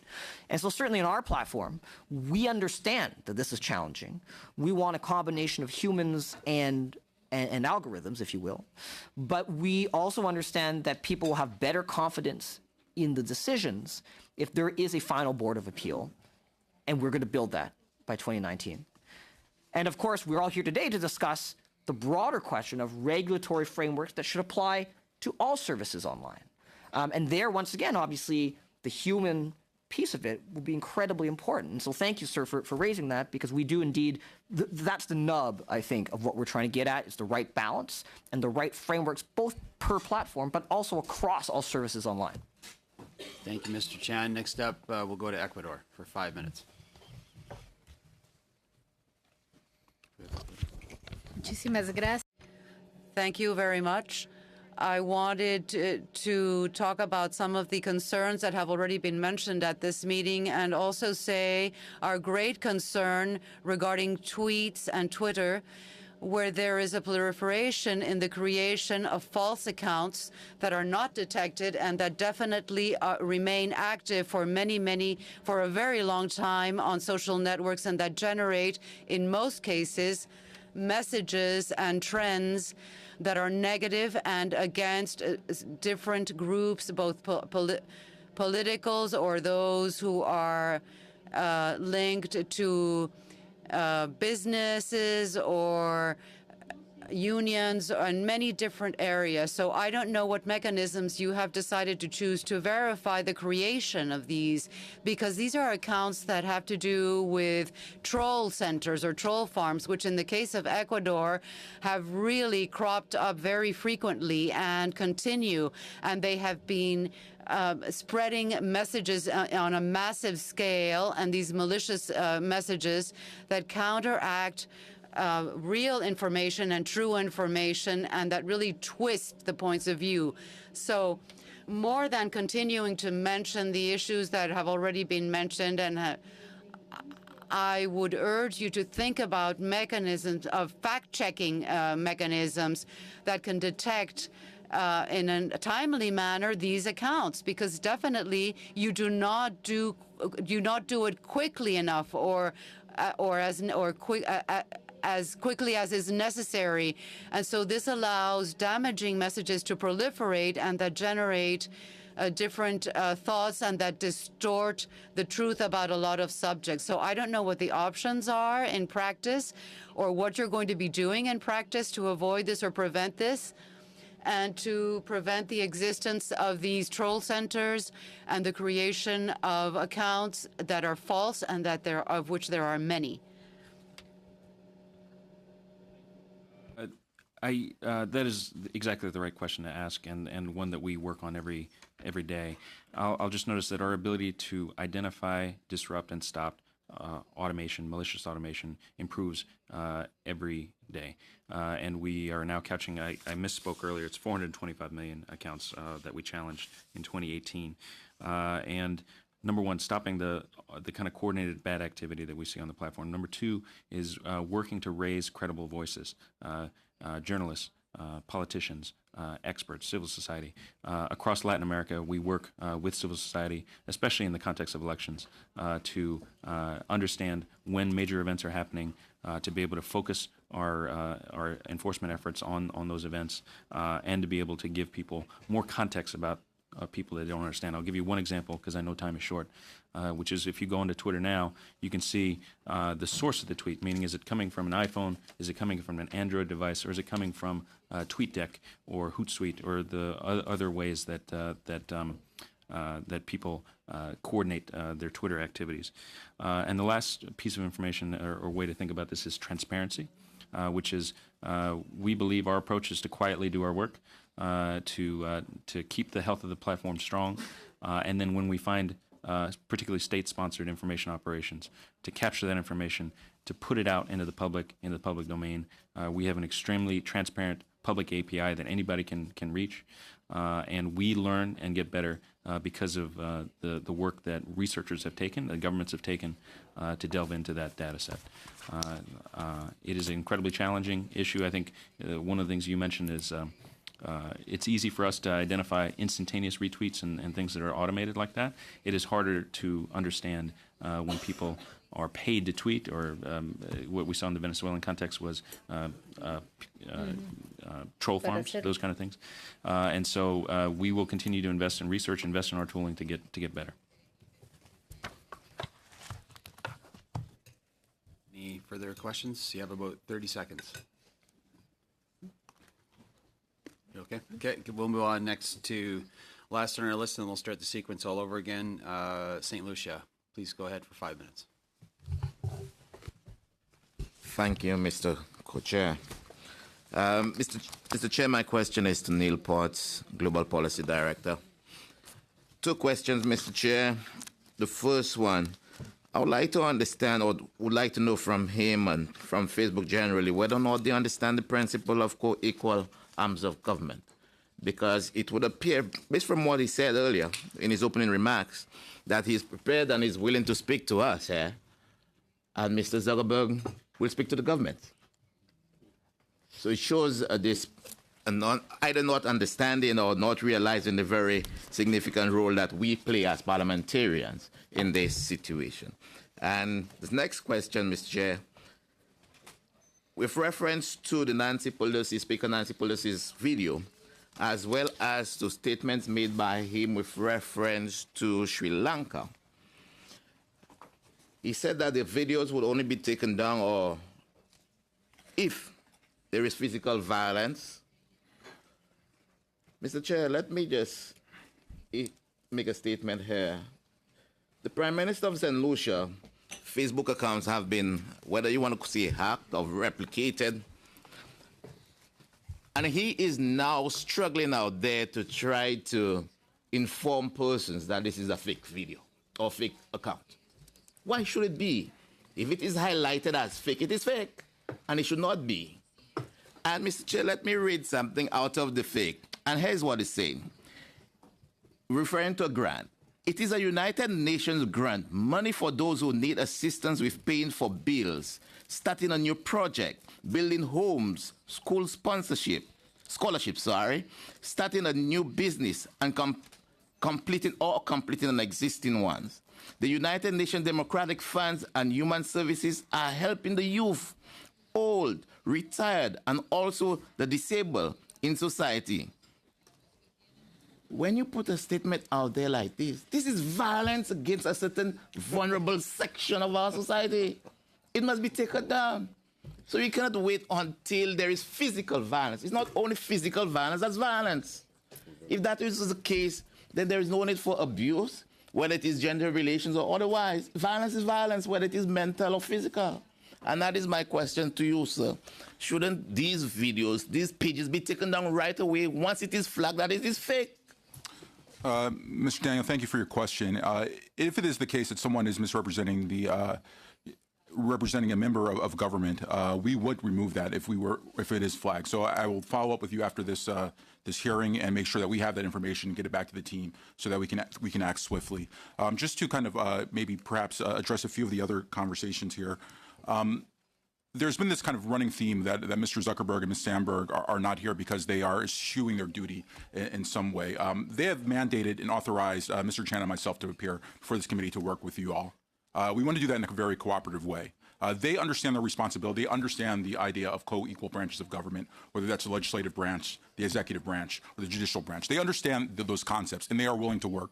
We happen to be here now to work on this. With respect, Mr. Potts, I'm going to step in here. Yep.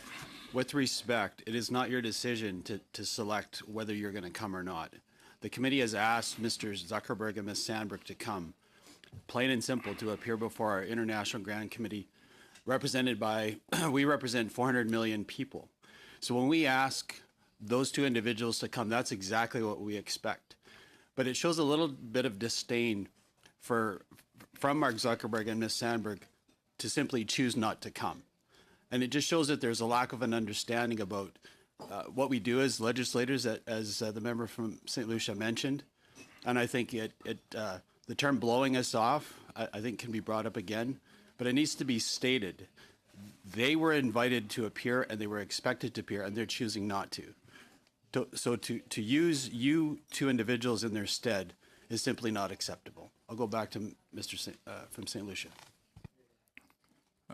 Yeah, thank you, Mr. Zimmer. I want to be clear. I am not familiar with the procedures of Canadian Parliament and what requires appearance. So I respect that, but I do want to get on record that they are committed to working with government as well as being responsible towards these issues.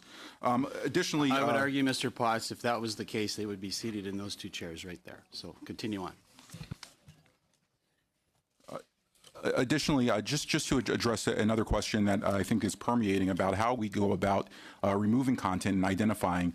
We do remove content for a number of abuse types. It's not just violence. In that specific case where we were talking about misinformation, some of the appearances of these tropes that appeared in Sri Lanka and other countries, we would remove that on the cause that it would lead to violence. But we have policies that cover things like hate speech, that where violence may not be imminent. We have things like personal identifiable information, bullying, which we take very seriously, that may not lead directly to violence, but we do enforce those policies directly, and we try to enforce them as swiftly as possible.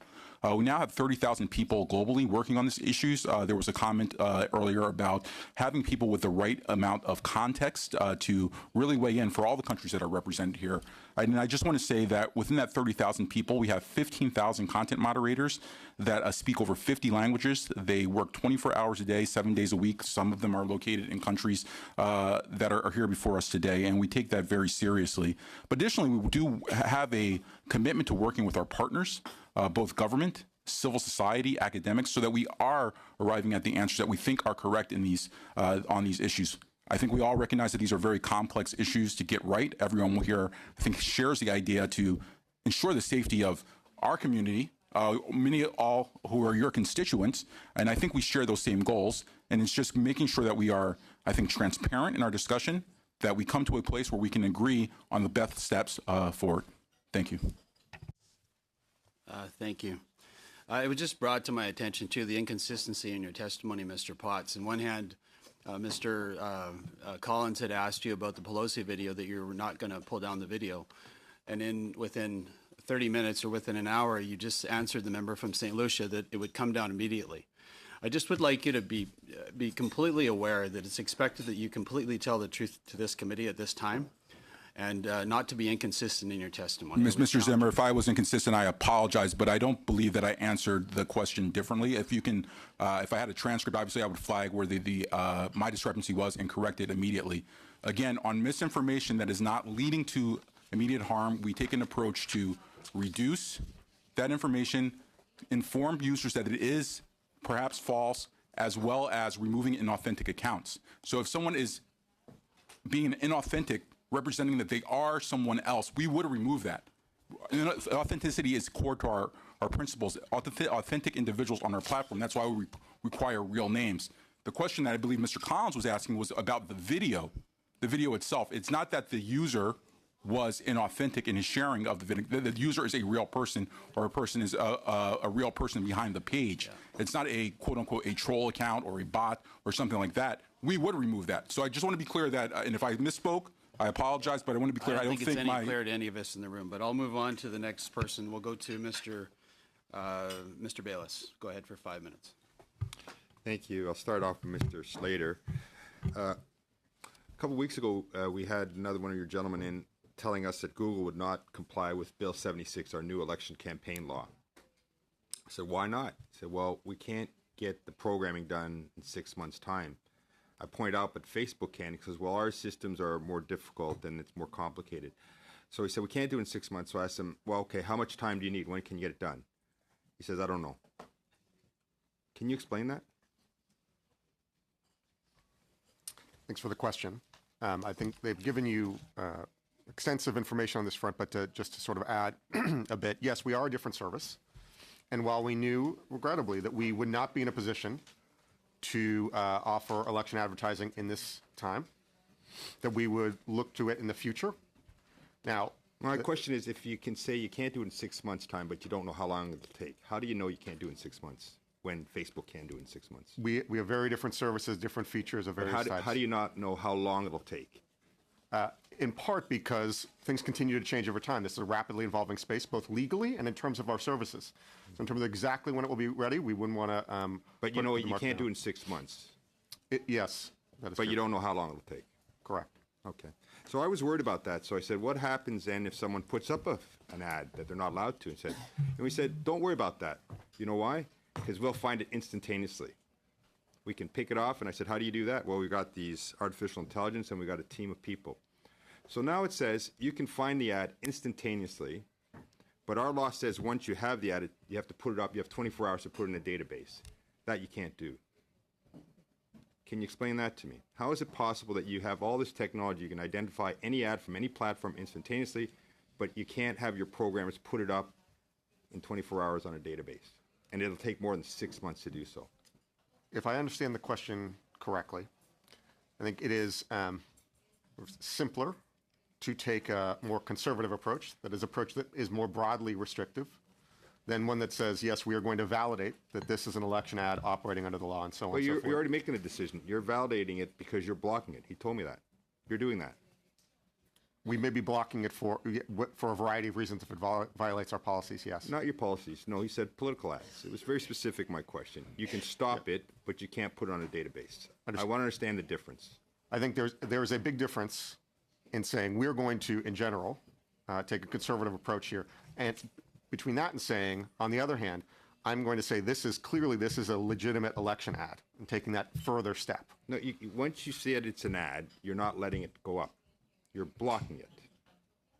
And you can instantaneously decide it's an ad.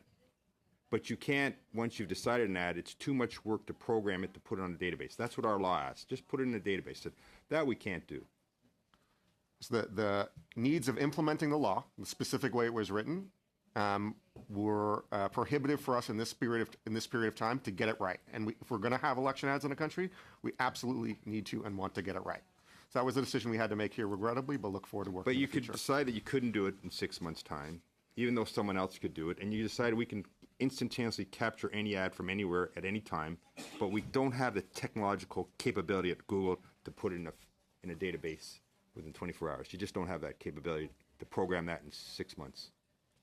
We do not have the capability at this time to comply in fullness with that law. Are you serious when you say that? I'm sorry? Are you serious to say that you can identify any ad from any platform anywhere, but you can't get your programmers to put it in a database? It'll take too long for you to program, moving it from being identified, just putting it in a database. So to be clear, we use machines and people to monitor ads that are submitted through our systems. I can't speak to everybody's services everywhere, to make sure they are in compliance with our rules. In terms of the additional obligations, no, we were not able to meet them in this case. Okay, I have another question for Google and Facebook. Simple question.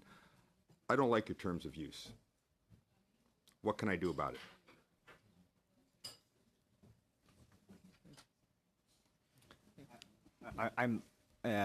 Sir, if you could explain to me, perhaps give me a bit more color about what you I don't like being about spied on.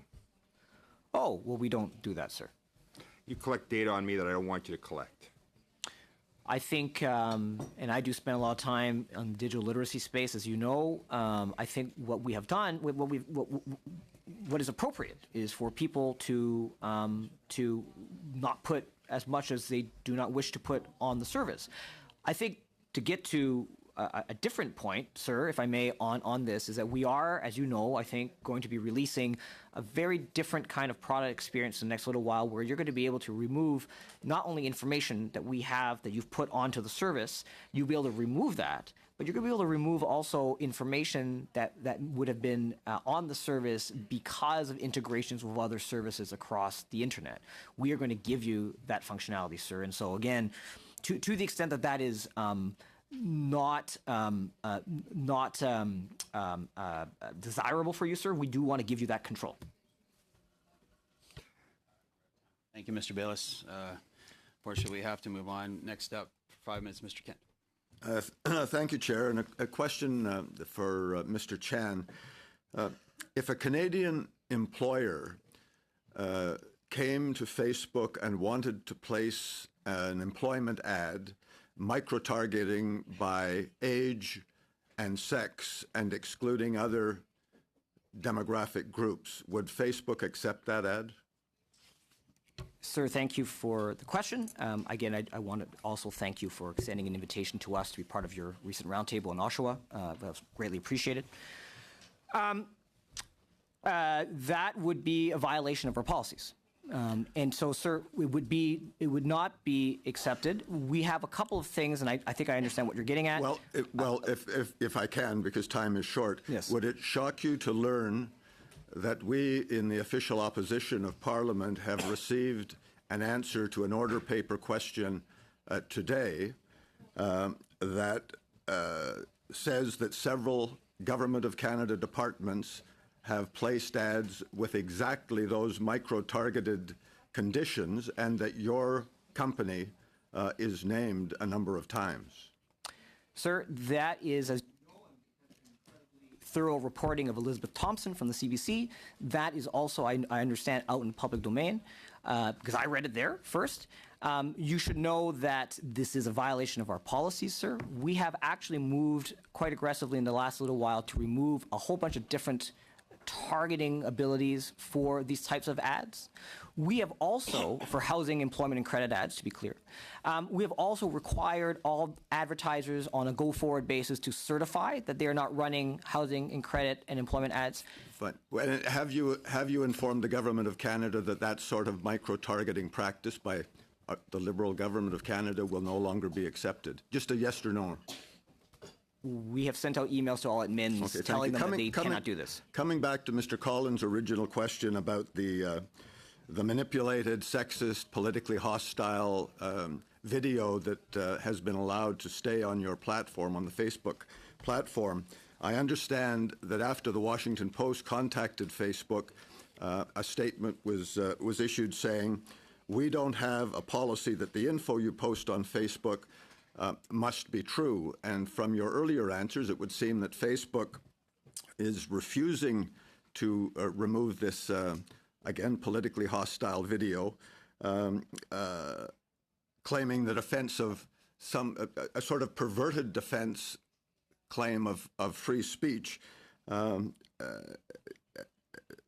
that in 24 hours after the Washington Post made that notification to you, they report that there was a viewership on a single Facebook page of more than 2.5 million views, and that it was multiplied many times on other Facebook pages. If that were to happen in the Canadian election, a similar video of a Canadian politician, perhaps the leader of one or another of the parties, were to be posted and manipulated in the same way to give the impression of mental incapacity or intoxication, would Facebook remove that video, or would you do what you maintained in your answers to Mr. Collins, that you would simply say that it's not true, despite those who would continue to exploit the falseness of the video? Sir, if I may just leave aside the specific video that in question that's originating from the United States, we have been at this, and I have been at this personally for the last 2+ years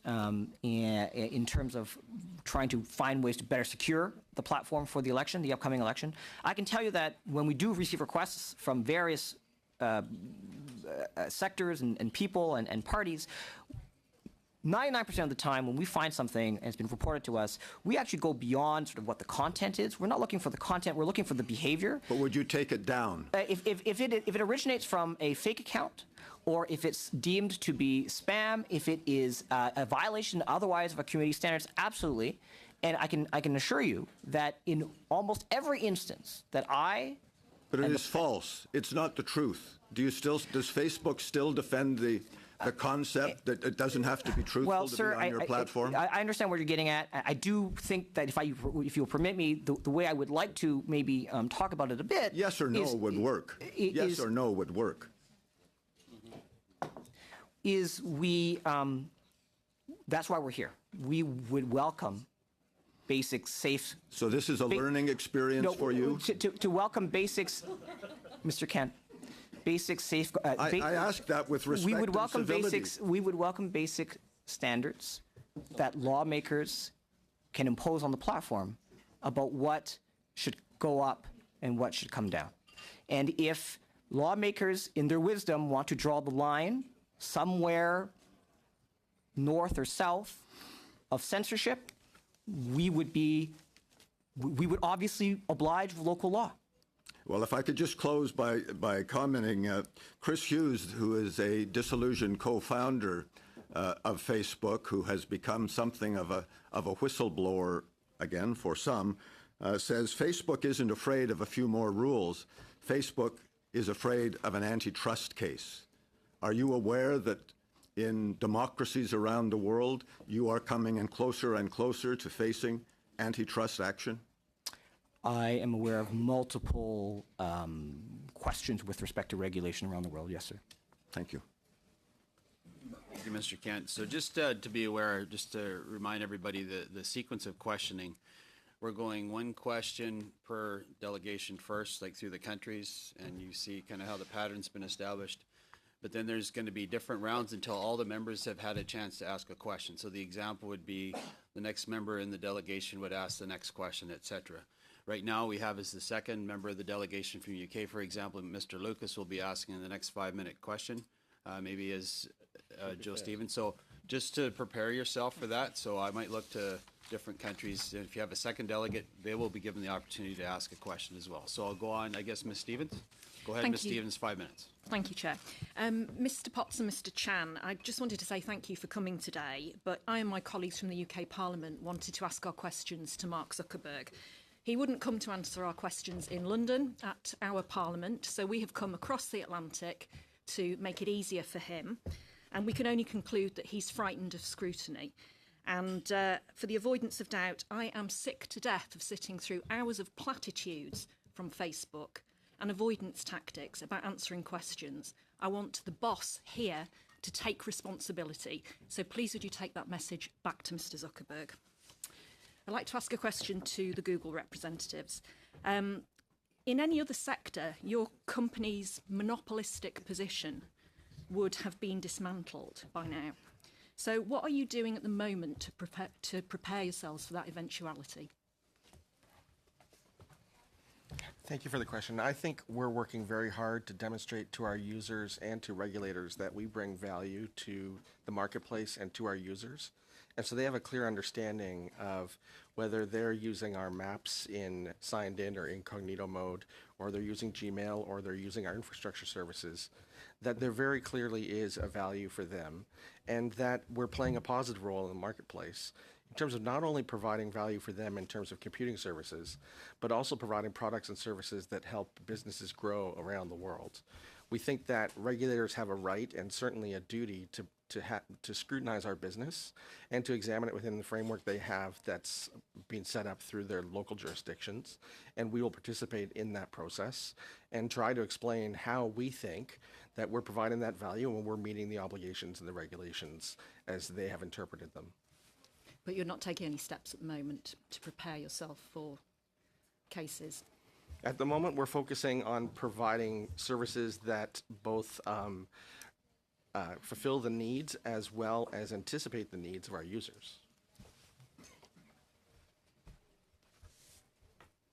Could I ask about a specific hearing that Facebook gave evidence at in February of 2018 when we asked Facebook about Cambridge Analytica in Washington, and we were not informed of the data incident involving Cambridge Analytica and Alexander Kogan. Mr. Potts, on transparency, which you raised, why were we not informed about the Cambridge Analytica incident, which we specifically raised on that day? Thank you, Mr. Lucas. I'm sorry, I'm not quite clear of what happened during that hearing. I can try to find out exactly what was presented and what evidence was given, but I unfortunately don't recall what was given. It's a matter of public record, and the reason we want Mark Zuckerberg here is because we want clear evidence from Facebook executives about specific questions that we've asked. Mr. Chan, can you answer the question for me?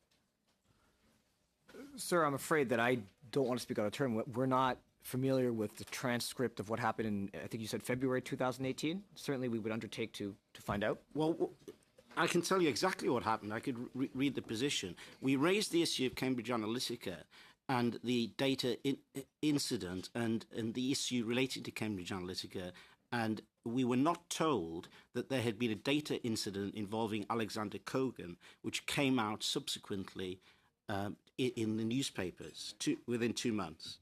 You're aware of that incident, I assume? We are aware of Cambridge Analytica. Again, we don't know what, I guess, attestations were made. Did you regard that incident as a serious matter, the Cambridge Analytica incident? Yes, Mr. Lucas. And do you know what steps were taken within Facebook when the Cambridge Analytica incident involving Alexander Kogan, what steps were taken? Do you know? Well, sir, if I think I understand your question, I mean, since 2014, we have significantly reduced. No, I asked you a specific question. What steps were taken within Facebook when you became aware of the Cambridge Analytica incident? And I'm choosing my words very carefully, more sympathetically than most would. Some people would call this a data breach, but the incident involving Alexander Kogan, what steps were taken by Facebook? Specifically with Alexander Kogan's app, that app is banned from the platform, sir. So who made that decision? I don't. The company. I couldn't tell you if you were looking for a specific individual. I really couldn't tell you. But the company. Well, a specific individual I'd like to be asking this question to is Mark Zuckerberg, because I want to know if he knew about this incident then. Did he know? I've asked Mike Schöpfer this question, and he told me he'd get back to me. That was last summer. Did Mark Zuckerberg know about that breach in 2015? Well, sir, we are very happy to get you an answer to that. If to the extent that you haven't had it, which seems to be what you were saying, we apologize. We obviously want to always cooperate with. Can I just stop you questioning? there? Do you regard you said, Mr. Potts, the incident was serious.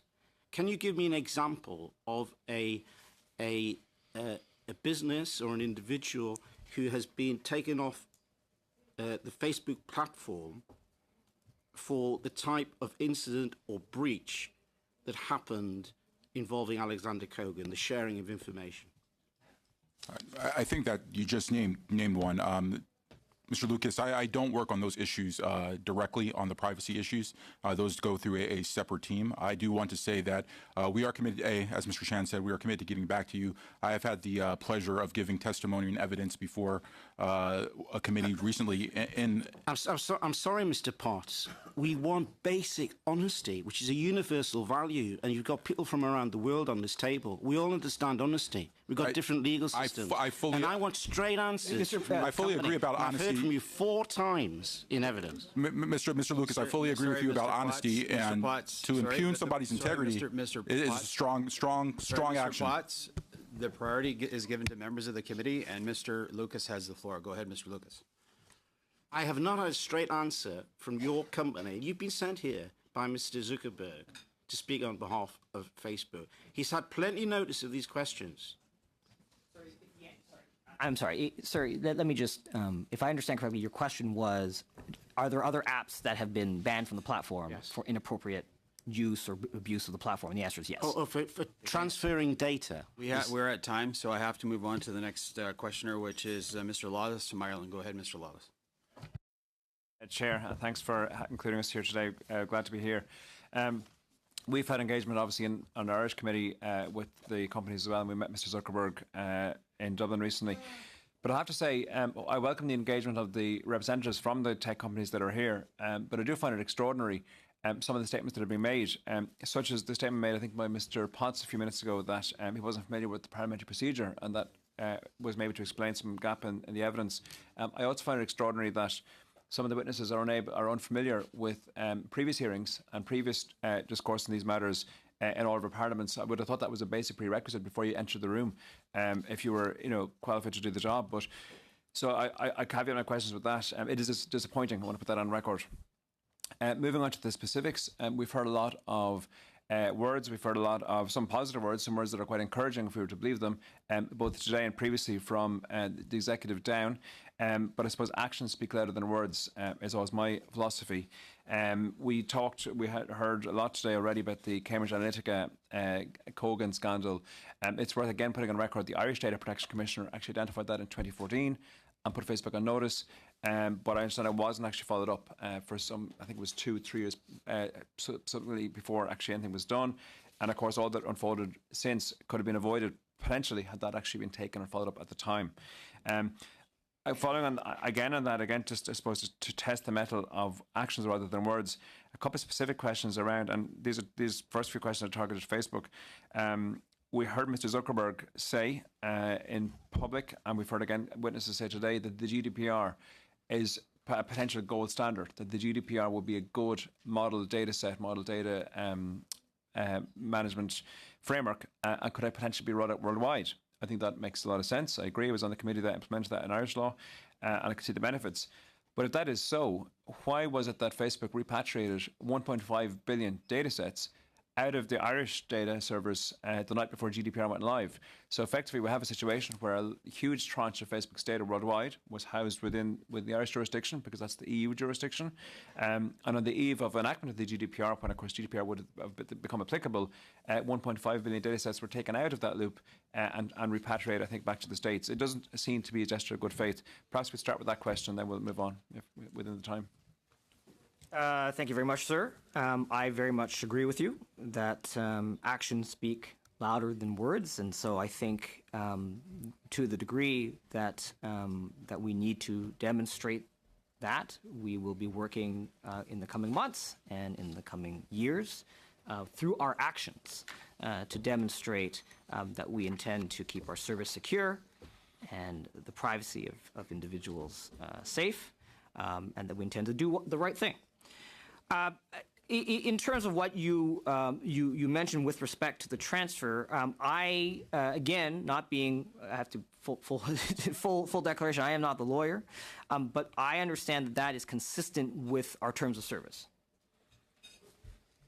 Okay, it also it's consistent, but also incredibly convenient that it was on the night before literally the GDPR became effective. I suppose in the same vein, a question I'd ask, my understanding is that Facebook are continuing to appeal a number of decisions. The UK Information Commissioner, I think, had a negative finding against Facebook recently, which Facebook is appealing.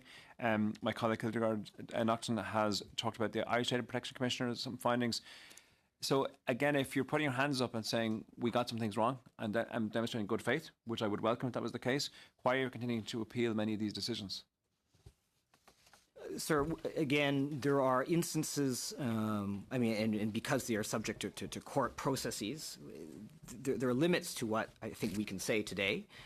We are, as you are probably aware, trying very hard to arrive at resolutions on other open matters. And so I think, again, I would urge you to observe our actions as we can make them public through these processes, and make a determination at that time. Thank you. I'm not sure I have time for Mr. Lawless. 30 seconds. Just throw a very quick question to Google, because I understand that Google's approach has been to not run political advertising at all, certainly in the Canadian context. And we saw a similar decision in Ireland during the abortion referendum a year ago. I have concerns about that decision because I think it allows malevolent actors to take stage in terms of misinformation that's not in a targeted way. I think perhaps it's actually more bona fide to actually have political actors being transparent and actually running ads in a legitimate, verified context. So I suppose I'd express a concern about that, and I hope that's not going to be a long-term, maybe that's an interim move. And with the few seconds we have left, just an observation that in both the case in Ireland as well as in Canada, we found ourselves in a position where we were seeing uncertainty in what we could guarantee to the electorate, and we wanted to make sure that we had as strict a framework around how we were serving advertising and recognizing our responsibilities. And as my colleague had mentioned earlier, that is a goal of ours moving forward, that we have the tools in place so that whether it's a question of ambiguity or malevolent actors, that there's transparency for users, and it's in a clear and consistent way across all our products. Thank you, Mr. Lawless. We'll go up into our next round now. I don't know if Singapore had a second question. Go ahead, Singapore. I'd like to come back to the example of Sri Lanka, to Mr. Newports. Mr. Newports had said earlier that he was not aware that the incendiary videos had been flagged out to Facebook. I'd like to highlight that in an article in the Wall Street Journal, actually, Mr. Hilmi Ahmed, Vice President of the Muslim Council of Sri Lanka, had actually said that Muslim leaders had flagged the Hashim's inflammatory videos to Facebook and YouTube using the services that were built in within your reporting system. So can I just confirm with Mr. Potts that if you were aware of these videos, that Facebook would have removed these videos? Yes, ma'am, that's correct. If we are aware, we would remove the videos. Again, with this specific case, I don't have the data in front of me to ensure that we were actually put on notice, but if we were aware that these videos would have been removed. Okay, thank you. And similarly, can I then confirm that in the same spirit, that if Facebook were aware of a video being falsified, we discussed the case of Nancy Pelosi earlier, would you say and confirm that Facebook would then carry a clarification that they are aware that the video is falsified? When one of our third-party fact-checking partners, we have over 50 now that are international, globally, and adhere to the Pointer principles, they would rate that as being false. We would then put the disclaimer up. We would also aggressively reduce that type of information and also signal to users who are not only engaging with it but trying to share or have shared that it has been rated false. So your disclaimer would actually say that you understand that the information contained is false. Is that what your disclaimer would say? It would have a link or a header to the article from one of the fact checkers that disputes and claims that it's false. Okay, and this would be circulated to all who would have seen the video, the original video. If you are engaging with it, currently you would see it whether at the bottom in your news feed or perhaps on the side if you're on desktop. If you have shared it, you would be informed that that there has been an action that disputing the validity of the content. Okay, and my last question is to Mr. Chan. Previously, you had talked about Facebook putting friction into the system. So can I then confirm with you that Facebook is committed to cut out foreign interference in political activities, in political elections, and that you would actively put in friction into the system to ensure that such foreign interference is weeded out?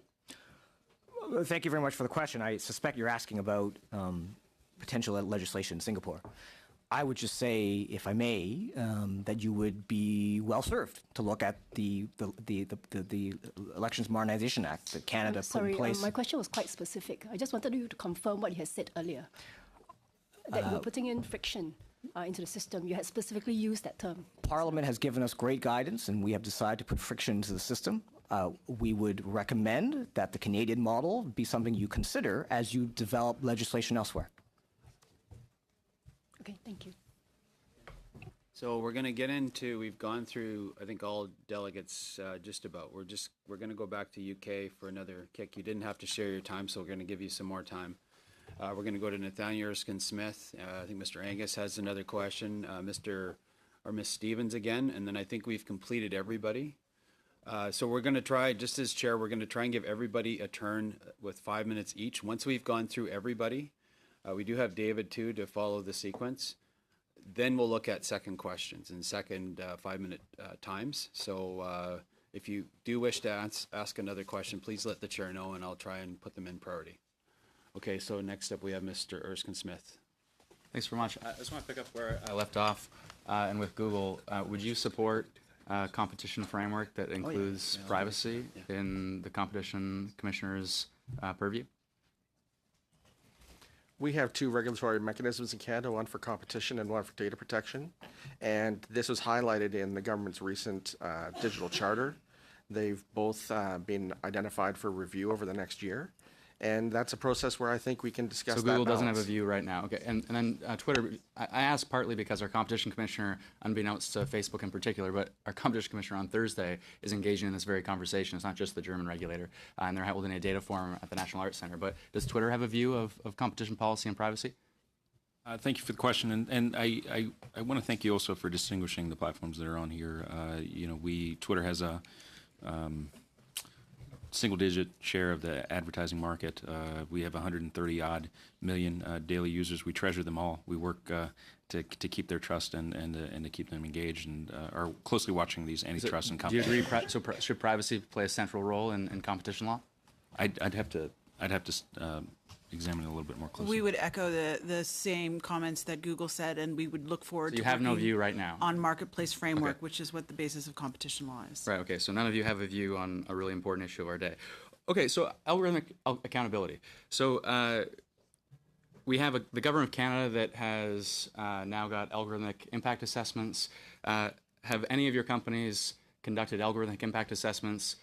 Facebook for newsfeed, Google for the recommendation function on YouTube, and Twitter. Have you conducted internal algorithmic impact assessments? Yes or no? I think broadly, yes. I don't know exactly what you mean, but if you're saying, do we have a work stream to understand the implications of Understand a risk algorithms? assessment of positive and negative outcomes of the algorithms that you're currently employing. Sir, not only do we have a billions team of on it people. internally, but we have an international working group of experts on algorithmic bias that we convene on a regular basis to discuss So your these company matters. has never had analysts look at the news feed and the algorithms that are employed on that news feed and said, here are the positive and negative outcomes that we should be considering. I thought I just answered in the positive. So you have, okay, yeah. And Google with respect to the YouTube recommendation function? Similarly, we're constantly assessing and looking to improve. And so you've got internal documentation that says these are the positive outcomes, these are negative outcomes, and this is the risk assessment with respect to the algorithms that we employ. Is that fair to say you have that? We constantly do that sort of assessment. Great. Yes. And Twitter, same? We are assessing. I'd also note that Twitter's use of algorithms is substantially different, and people can turn it off at any point. So would you provide the internal risk assessments to this committee? I mean, speaking for ourselves and the YouTube recommendation algorithm, we continue to try and improve the transparency we have. Would you provide the internal risk assessments, which ought to be public, frankly, as far as I'm concerned, in the same way the government of Canada has an algorithmic impact assessment? Any departmental agency that wants to employ an algorithm has to be transparent about it. None of you billion-dollar companies have to be. I think you should be. So would you provide the algorithmic impact assessments that you've said you have done? Would you provide that to this committee and engage in some transparency? Well, sir, thank you for that. I think we're going to go further than that. We are in the process of, as I mentioned, providing more transparency on a number of things that you will see on the platform. We have actually introduced in some markets already as a test something called waste, which is why am I seeing this? That gives you a very good sense of how things are being ranked and So sorted. because you're on going to go newsfeed. further, I assume it's a yes, you will provide that internal documentation to this committee. I think we're going to do better. We're going to speak by our actions, as we talked about earlier, sir. I can't tell if it's yes or no. Google. We will continue to communicate on how we're doing. I take it as a no. Twitter. We believe transparency is key. I think just a couple of points to consider. One is each of these algorithms is proprietary. It's important to think about those things. The other is Yep. understandable. That we often talk very different languages. Bad actors and their understanding of how we do our things, and also to judge us on the outcomes and not Fair. So necessarily I'm running out inputs. of time, so I want to talk about liability and responsibility for content on your platforms. And I understand for very harmful content, so we can talk about the nature of the content itself, and if it's very harmful, if it's child porn, if it's terrorism, you will take it down. If it's clearly criminal hate speech, you take it down because these are harmful just by the nature of the content. And there would be liability in Germany, certainly, and we've recommended at this committee that there be liability if it's obviously hateful content, if it's obviously illegal content, there should be liability on social media platforms if they don't take it down in a timely way. That makes sense to me. The second question, though, is it's not about the nature of the content, but it's about your active participation in increasing the audience for that content. So do you believe, a simple yes or no, where algorithm is employed by your companies and used to increase views or impressions of that content, do you acknowledge responsibility for the content? Yes or no? Let's go around. Google. We have a responsibility for what we recommend, yes. For sure. Yes. Yes, we take that responsibility extremely seriously. Thanks very much. All right, so what we have here is we're going to go back to the UK delegation. You have another 5-minute slot, and then I'll get into, we have Estonia that's asked for a second question, Germany, Mexico, and then we've had members of our committee as well, and I have Singapore. Sorry to see your hand just now. We have Charlie Angus, Damien Collins, and I'll finish. So just so it's clear, so we have the delegation, either Mr. Lucas or Ms. Stevens. Oh, and yeah, go ahead. to all the platforms, do you have a satisfactory age verification process in place for your platform? We have Mr. Monnier. Thank you. It's Monhe, which is always difficult. We do, and we implement the GDPR age gating procedures, and are trying to figure out ways to do that in a way that protects the privacy of our users. Often, you have to collect more information from a minor in order to verify that they are who they say they are. Facebook, do you have a satisfactory age verification process in place? I thought Carlos's answer was actually quite good. I think that's exactly the tension that we're looking at. Having said that, I think I understand the spirit of your question, and we can always get better. I have to tell you, and I think you've heard it from colleagues of mine who recently appeared in the UK, that So you do read transcripts of evidence? Well, actually, I didn't. I spent time with a colleague, Karina Newton. You may be aware of. She's a lovely lady, and she spent some of her time to brief me on how she thought it went. She thought it went really well. Very deep and piercing questions, sir, with respect to age verification. And I think, unfortunately, the position that we find ourselves in is that the technology is not quite there yet. And Google? Yes, we have requirements in place and broadly agree with what was said.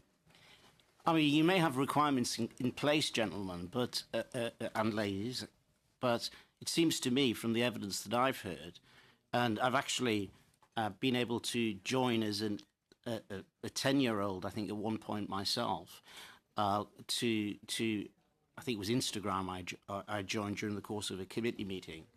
And certainly the evidence I hear from my constituents in the UK is that they are extremely concerned and they don't believe that there are satisfactory age verification processes in place. Indeed, the evidence I received was that the platforms themselves in the UK seem to be suggesting that there weren't satisfactory age verification procedures in place.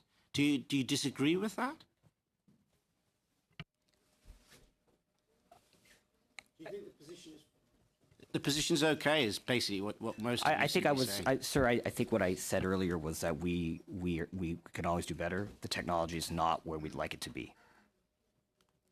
Okay, so just on for Facebook, I'm a little confused about the relationship that you have with WhatsApp and Instagram and transfer of data.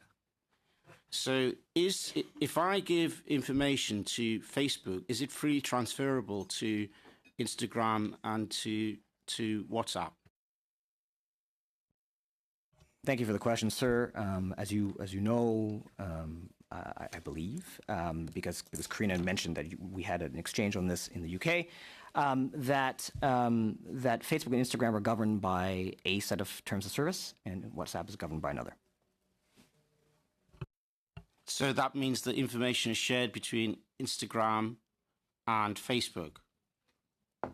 Correct. As we discussed earlier, it is important for us to be able to leverage infrastructure to do a lot of the things that we do to try to keep people safe. And in fact, if I may say, sir, and I think Karina kind of mentioned it, although she said she didn't know if it was like completely clear when she did articulate it, was that in fact, because we have real-world identities on Facebook, it actually allows us to do some of the things that we wouldn't be able to do with Instagram on its own to ensure that we do have that we're able to get greater certainty on these questions of age and real-world identity, those sorts of things.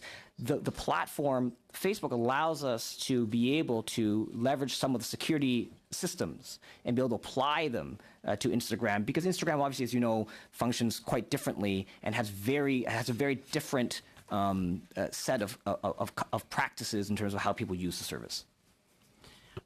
And finally, to all the platforms, if you were responsible legally for the content of your platforms, would you be able to function as businesses?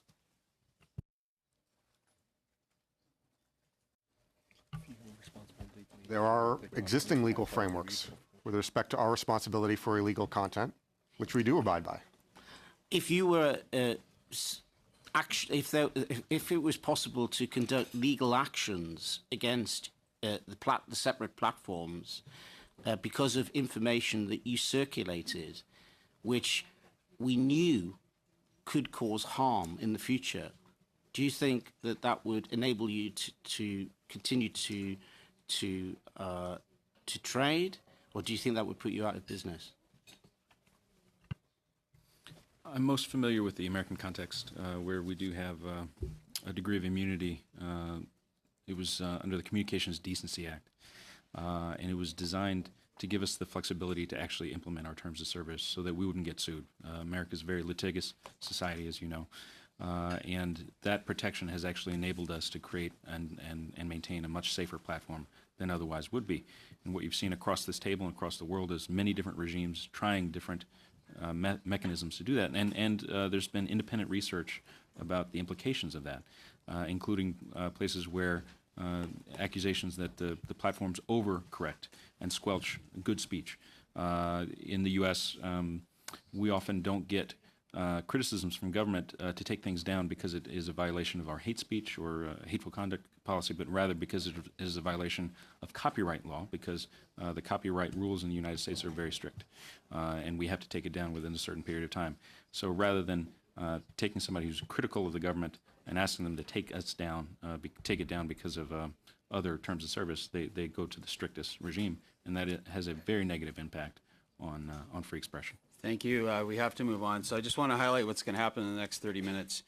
We have two members of the committee in the Canadian committee that haven't spoken yet, so we're going to give them 5 minutes each. That gives us, with the people that have asked for second questions, it gives us about 20 minutes and approximately 3 minutes per individual. So again, we'll go to Mr. Graham first and Mr. Saini, and then we'll go by country. So go ahead, Mr. Graham. Thank you very much. I want to get straight into this. I'm going to focus on Google and Facebook for a minute.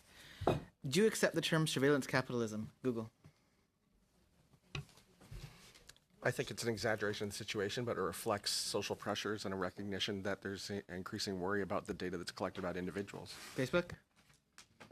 Cringed, I think, when I've read it for the first time. Well, do you track individuals on the internet in any way, shape, or form without their knowledge or explicit consent at any time for any reason? And do you do so for profit? We have a pretty clear relationship with our users about what information we collect and what we use it for. Well, and we secure consent for the information that we use. But you don't only track information on users, you track information on anybody on the internet. If you look at Google Analytics and any of these other services that track anybody passing through another website that has nothing to do with Google, you're collecting vastly more data than what is provided voluntarily by users. So my question is, again, are you collecting data on people for profit? And if so, is that not surveillance capitalism? I think in the broad circumstance you just described around people using the internet, we're not collecting information about people. We're measuring behavior, and we're measuring. Sorry, that's the wrong term. I can hear the chuckle. We're measuring how people are acting on the internet and providing data around that. But it's not around an individual. It's around an actor. Or it's around a type of individual or an IP address or this type of information. You are collecting data that can be indexed to people. But so my point, I want to take it further than that, is as governments have a tremendous surveillance capacity, as we all know. And so at least in this country and a lot of the countries around this table, we have now a committee of parliamentarians to oversee our security apparatus. And they go, in a classified setting, they dive deeply into the intelligence agencies. What do you do? How do you do it? Why? And they report it back. If these committees were either created to focus on social media companies or this committee was applied to it, what surprises would they find?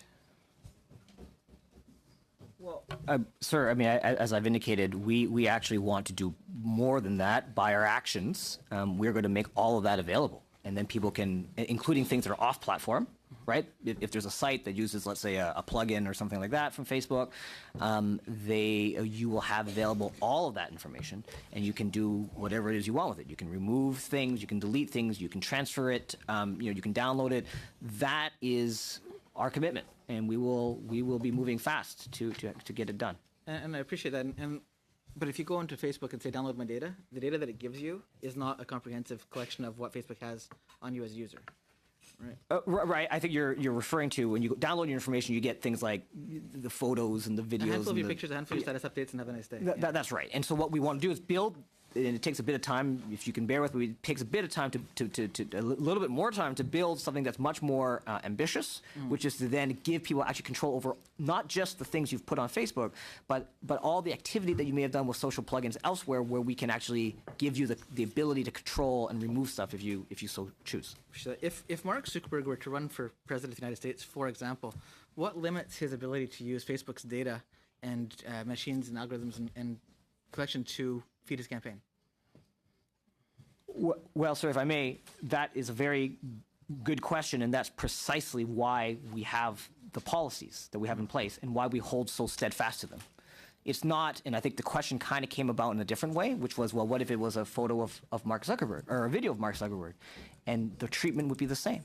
And that's because these policies have to hold regardless of the direction the wind blows.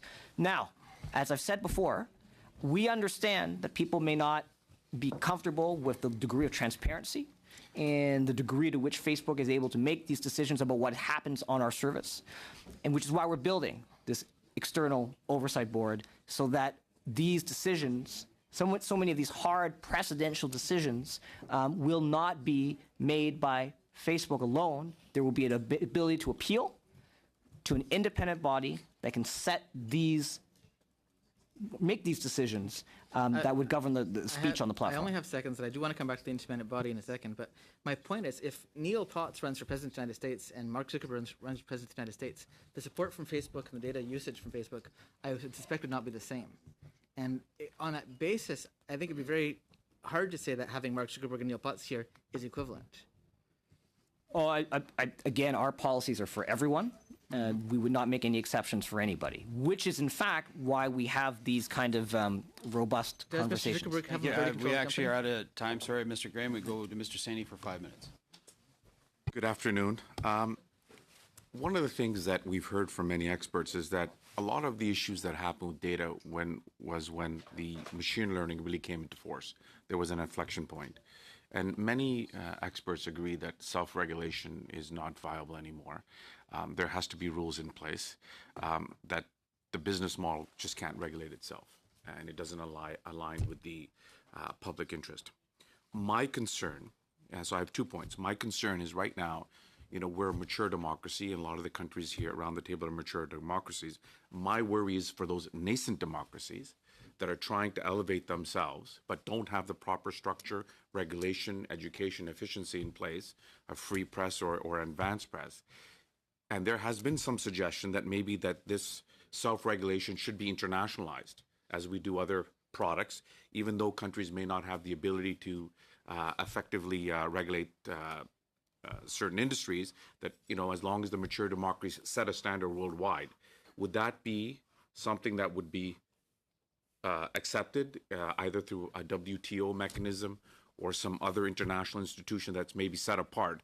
But those rules would be, because part of the conversation has been GDPR, but GDPR is only for Europe. So there's American rules, Canadian rules, South Asian rules. So if there's one institution that govern everybody, and then that way there would be no confusion wherever the media platform or wherever the platforms would be doing business, because they would accede to one standard worldwide. Thank you for the question, sir. I think you are correct that where we can have harmonization of standards across the world, I think that's helpful. I think we've called for that in multiple realms, including in the privacy realm.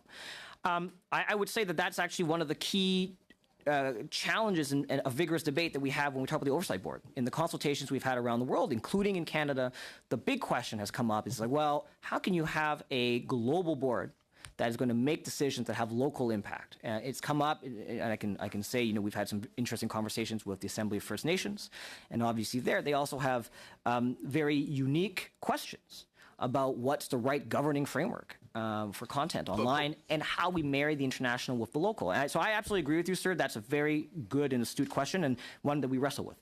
So, Google? This is a challenge we recognize since the early days of implementing machine learning in our products, and that's one of the reasons why we came out with a very clear set of principles around how we will use artificial intelligence in our products over a year ago. And we certainly underlined that there needs to be an active conversation between industry and governments around the world. In the past, the sort of principles-based development of regulation that was led by the OECD around data protection has set us well for developments according to region and in levels of sophistication. I agree with you that that sort of principles-based global collaboration, especially in concert with the companies that will have to execute on it, will result in a fairer regulatory system that's applicable as broadly as possible, whether in this room or globally. So my final question is, and thank you for that. I mean, obviously, you're going to take into the local effect of any country working, but there's some basic principles that I think that can be agreed upon worldwide. But do you feel, and this question is a bit philosophical, but a bit practical. Do you believe in certain countries where you know that there's no standards, where there's no regulation, is there no moral incumbency on the platforms to make sure that in those countries where there is a lack of rule of law, there's a lack of free press, the governance structure is not that advanced, that you're operating in those countries where the content could be exploited in a much more heinous or a much more worse way than in other parts of the world? Do you not think that there is some moral incumbency upon the platform companies to go into those jurisdictions and help to elevate their governance structure so when they're doing business in that country, that it's done in a more equitable manner? So I have a twofold response to that. I think first, as my colleague Mr. Slater mentioned, we work very hard to make sure that the policies and the guidelines around all of our products try to apply to circumstances in those countries as well as what we might describe as more developed or more stable countries. But that's also why people like me work at the company, because we work on teams that focus on AI and focus on privacy and data protection and have those engagements, whether in the country itself or at international organization meetings, so that we can have an ongoing conversation and share information about how we're seeing these policies and these technologies develop internationally and provide a comparison with how we're seeing that develop within their own jurisdiction.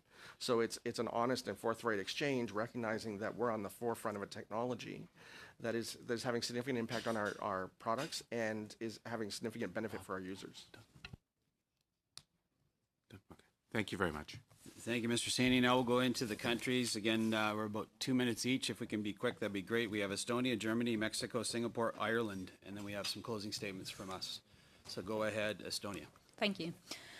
It has been pointed out that the disinformation phenomenon is becoming more complex and cross-channel or cross-platforms, meaning that the different phases or the different stages of the disinfo campaigns happen often on different channels. So how do you cooperate? How do you see that? What could be the model for cooperation between the different platforms in order to fight the disinformation problem?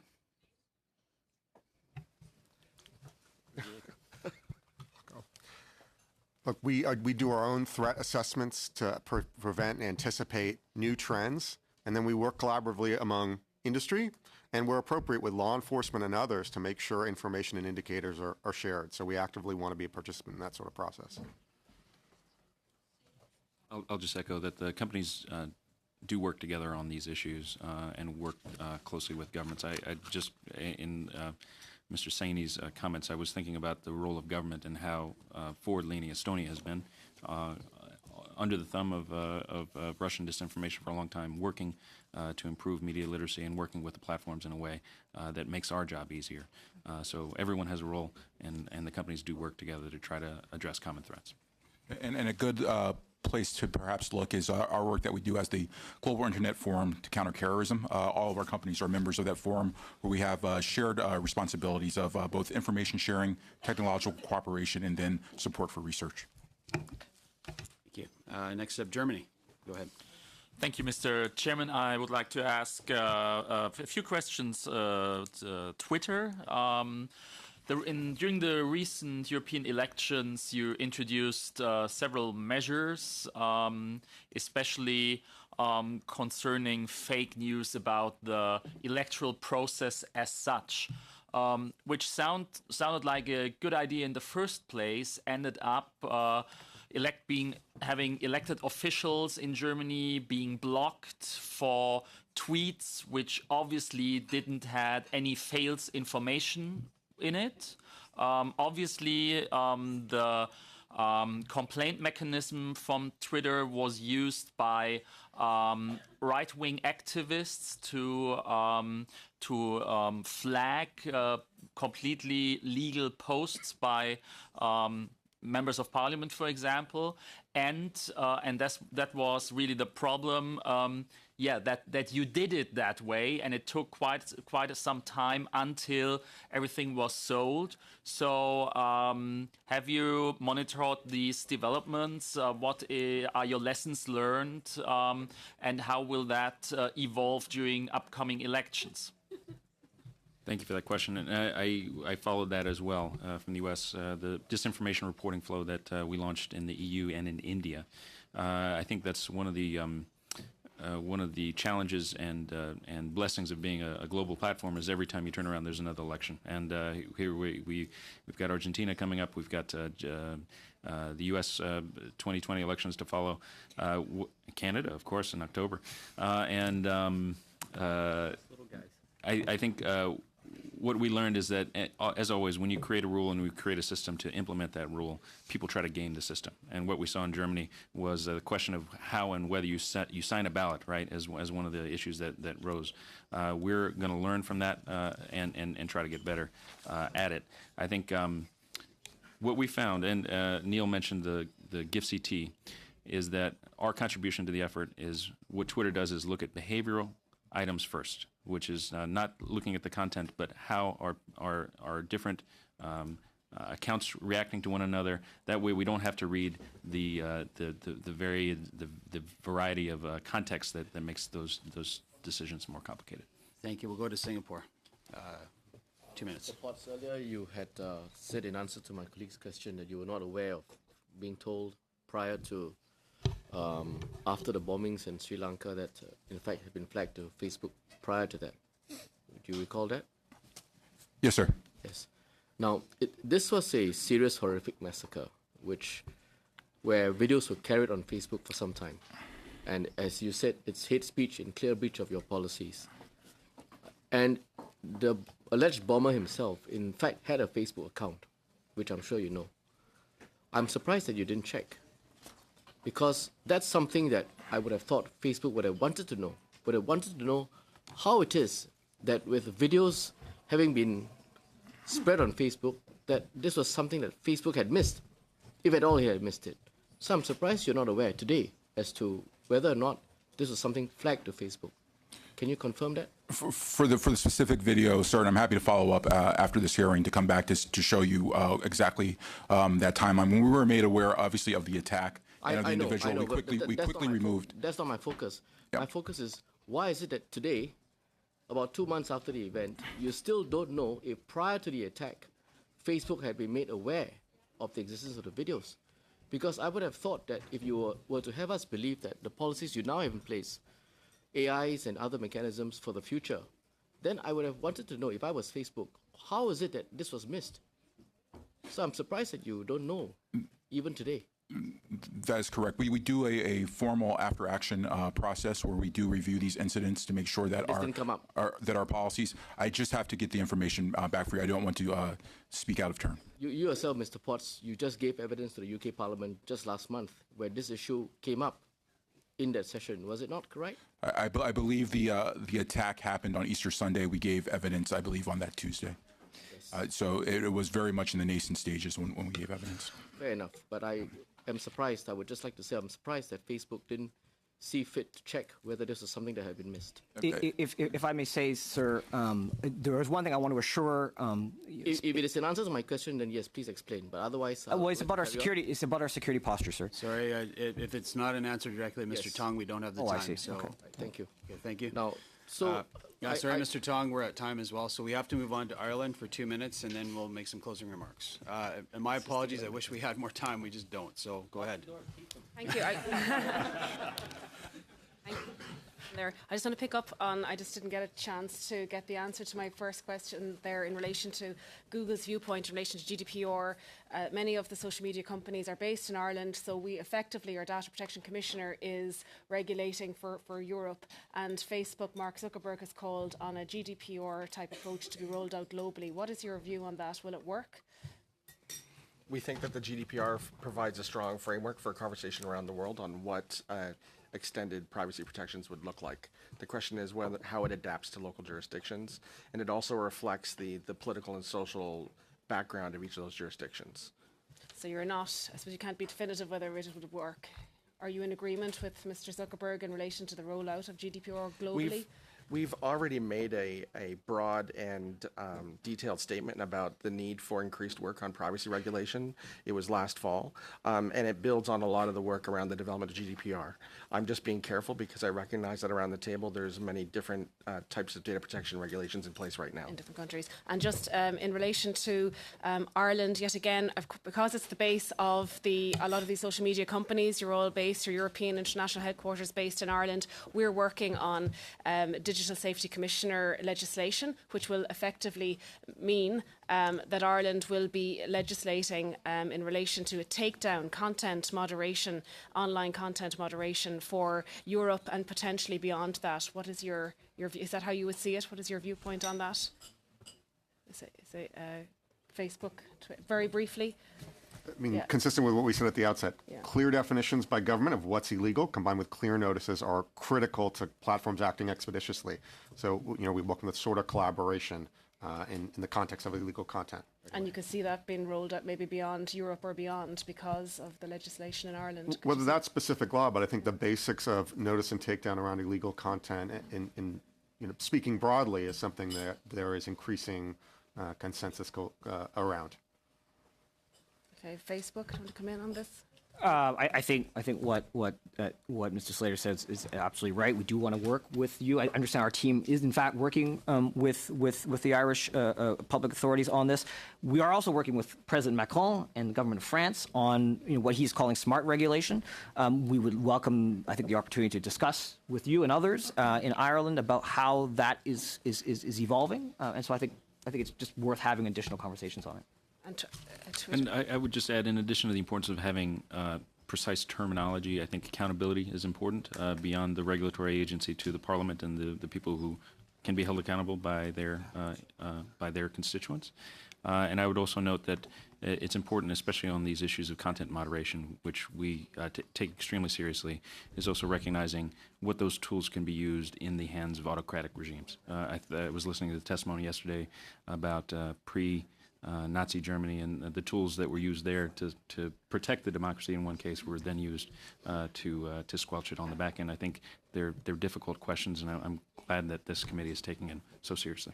Thank you, Ms. Naughton. Appreciate all the testimony today. We'll have some closing statements. We'll start with Mr. Angus. My apologies to Mexico. You did put up your hand, so we'll give you a quick 2 minutes. Go ahead. Sorry, Mr. Angus. Sí. Yeah, my apologies. I'm speaking Spanish. I will be speaking Spanish. I just briefly would like to ask you, what is the path that a victim must follow when the controls fail that are going against? En Google en particular, pero también en las otras plataformas. Thank you.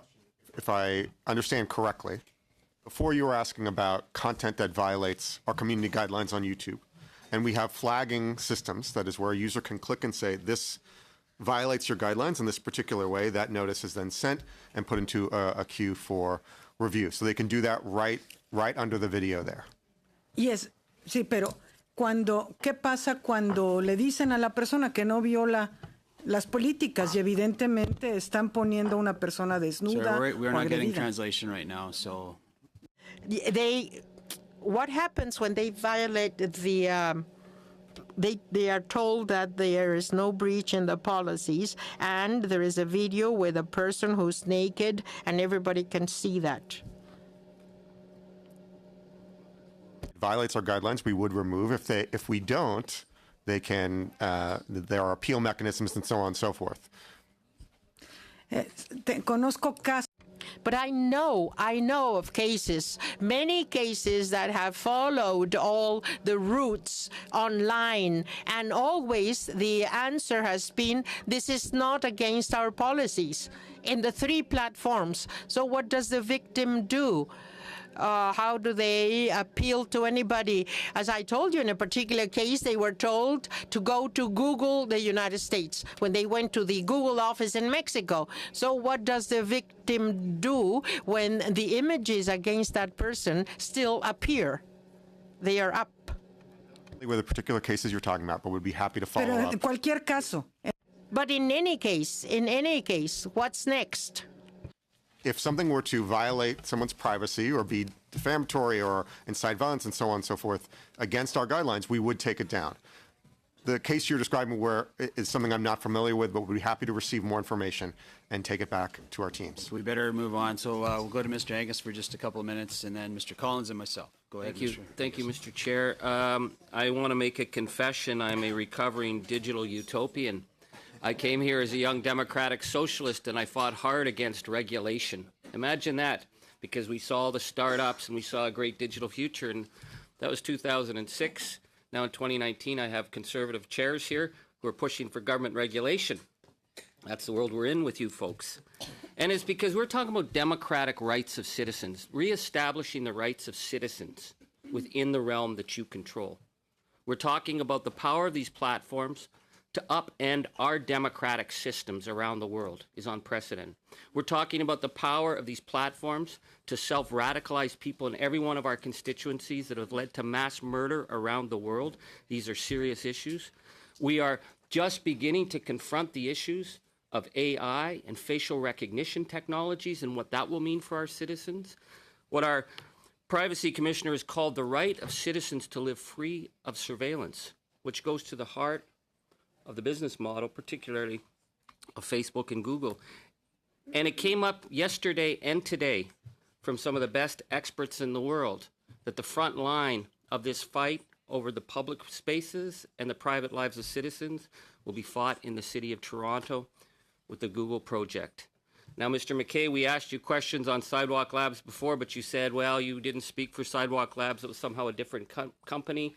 Mr. Slater, we had experts say this is a threat to the rights of our citizens. Mr. McNamee said he wouldn't let Google within 100 miles of Toronto. How is it that citizens in our country should trust this business model to decide the development of some of the best urban lands in our biggest city? Yeah. So I, too, do not work for Sidewalk Labs. Having said that, I mean, I think you're right. We want your trust, but we have to earn your trust through transparency, through development of best practices with you and accountability. And I think then different societies will make different choices. That is in general the case, but I can't speak to that specific company because I'm not a part of it. Thank you, Mr. Angus. Mr. Collins. Thank you. I'd just like to pick up on a couple of things that were touched on in the session. Mr. Potts, you mentioned briefly the changes to Facebook Live policy as a result of the Christchurch attack. I understand that is a restriction on people that have shared the most serious or broadcast the most serious footage through Facebook Live would then have their accounts automatically suspended. Is that correct?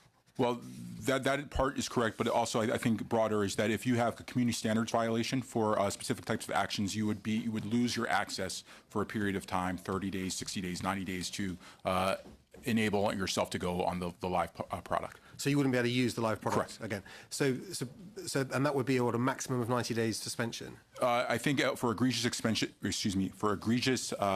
violations of our community standards, we also reserve the right to just disable your account. Okay. And what about people that have shared serious content that has been broadcast through Facebook Live, but they're not the broadcaster themselves, but they've shared that footage with others on the platform? Is there any action taken against them? We tried to look at the intent of the share. I think in the Christchurch example, we had many people just sharing for awareness purposes. We had some definitely that were sharing for malicious purposes to subvert our policies, to subvert our AI. Those would be action against. If we knew that you were sharing, even media companies shared the video, we would try to read in some context and try to understand the intent of why you were sharing. So people you believe have maliciously shared the footage, if they had their accounts cancelled? But in some cases, there have been individuals who have had their accounts disabled. Other cases, they've received penalties. Would you be able to write to us to tell us how many accounts have been disabled? Happy to follow up after the hearing. I mean, as a consequence, these changes obviously take retrospective action against people that have done it. Is there anything Facebook has done to stop something like Christchurch happening again in terms of the way it is broadcast and shared through your systems? We are continuing to invest in the AI. I think, I'm conscious of time, in the Christchurch case, the use of the first-person video of the GoPro is very difficult for AI to recognize. We're continuing to invest to try to get better, to try to give training data to the machine learning so that we can identify and prevent. We have introduced new protocols for routing those types of videos to human reviewers in the moment. But important to know that actual video was never reported while it was live. Okay. I'm not sure I'm clearer there, but just a couple more things. You've said quite a lot about the deletion of inauthentic accounts. Facebook, I believe, said that there were 3.3 billion inauthentic accounts deleted over the previous 6 months. Yes. So that is considerably greater than the active user base of the company. Based on that, how confident can you be that there are only about 5% of accounts at any one time that are inauthentic? That is, we have data science teams that study this closely, so I defer to their expertise and analysis on that. Monica Bickett said that the inauthentic accounts are far more likely to be sharing disinformation. So of those 3.3 billion accounts, how many of those were actively sharing disinformation? I do not have that figure. I believe she said that they are more likely to a combination of abusive behavior, so not only just disinformation, but hate speech. So your point is taken, and I can follow up. Would Facebook get a right to the committee with the answer to that question? Well, sir, if I just should clarify, I think it is the case. If you look at the transparency report. Sorry. We're running out of time. I just want to say, if you haven't got the answer to that question now, we do have the answer. If the company can write to us with it. The vast majority of accounts are actually disabled before a human can even interact with it. Okay. Could Facebook commit to write to the committee to say we will write. How many of those accounts that were deleted, those 3.3 billion, were sharing disinformation, because the company saying that they're more likely to be sharing disinformation if we than other sorts of accounts. Information. And then just finally, in the wake of the Cambridge Analytica scandal last year, Facebook announced that there will be a new feature for users to be able to clear their browser history. I understand Facebook are now saying this will launch later this year. This does seem to be a long period of time. If this was a product launch for which Facebook was making money out of, you sort of feel that it would have come on quicker. This doesn't seem to be a case of moving fast and breaking things, but moving slowly. Can you is Facebook able to commit to a date when the clear browser history function will be live? Sir, I think I've mentioned it a few times, including I think with various members about this new feature. It would be probably inadvisable for me to commit to a date. Obviously, at this time, I don't want to get too out ahead of my skis. But I could just say, even with the transparency measures we're putting in place in Canada, we are working down to the wire to get this right. We're going to try to roll this other product out globally. That will take. I would just say these sort of functions are pretty widespread across the web. I think the fact that it's now over a year since it was announced and you can't even give a date this year when it will come into force, I think is really poor. I appreciate that. So I want to thank everybody for your testimony today. I guess I applaud Mr. Chan and some of the changes that you say are coming. We've heard this story many times, so we'll, I guess, wait to see what we actually get at the end of the day. And I think it goes to what we were asking for in the first place. It was in good faith that we asked your CEO and your COO to come before us today, was to really work together for a solution to what these problems are that a whole bunch of countries and a whole bunch of people around the globe see as common issues. So to me, it's shameful that they are not here today to answer those specific questions that you could not fully answer. And I guess that's what's troubling. We're trying to work with you. And you're saying that you're trying to work with us. We just had a message today that was forwarded to me by my vice chair. Facebook will be testifying at the International Grand Committee this morning. Neil Potts and Kevin Chan will be testifying, neither of whom are listed in this leadership chart of the policy's 35 most senior officials. So we don't even, and then we're told that you're not even in the top 100. So, no offense to you individuals today, you're taking it for the team for Facebook today. So I appreciate your appearance here today. But my last words to say before the committee, shame on Mark Zuckerberg and shame on Sheryl Sandberg for not showing up today. That said, we have media availability that's immediately following this meeting. We're going to be signing the Ottawa Declaration just over here, so we're going to have a member from each delegation sitting here as a representative. The names will be changed very quickly. We would ask you if you have a seat in front of you, just to make sure you remove your personal items as quick as you possibly can. So that's going to happen immediately following media availability to answer questions as well. After that, all the visiting members of Parliament from around the world are invited to attend our question period today. I'm going to just point out my Chief of Staff, Cindy Bourbonnais. She will help you get your passes that you need to sit in the House if you wish to come to QP today, our question period today. So thank you again for coming as witnesses. Thank you. We'll move right into the Ottawa Declaration. Again, thanks.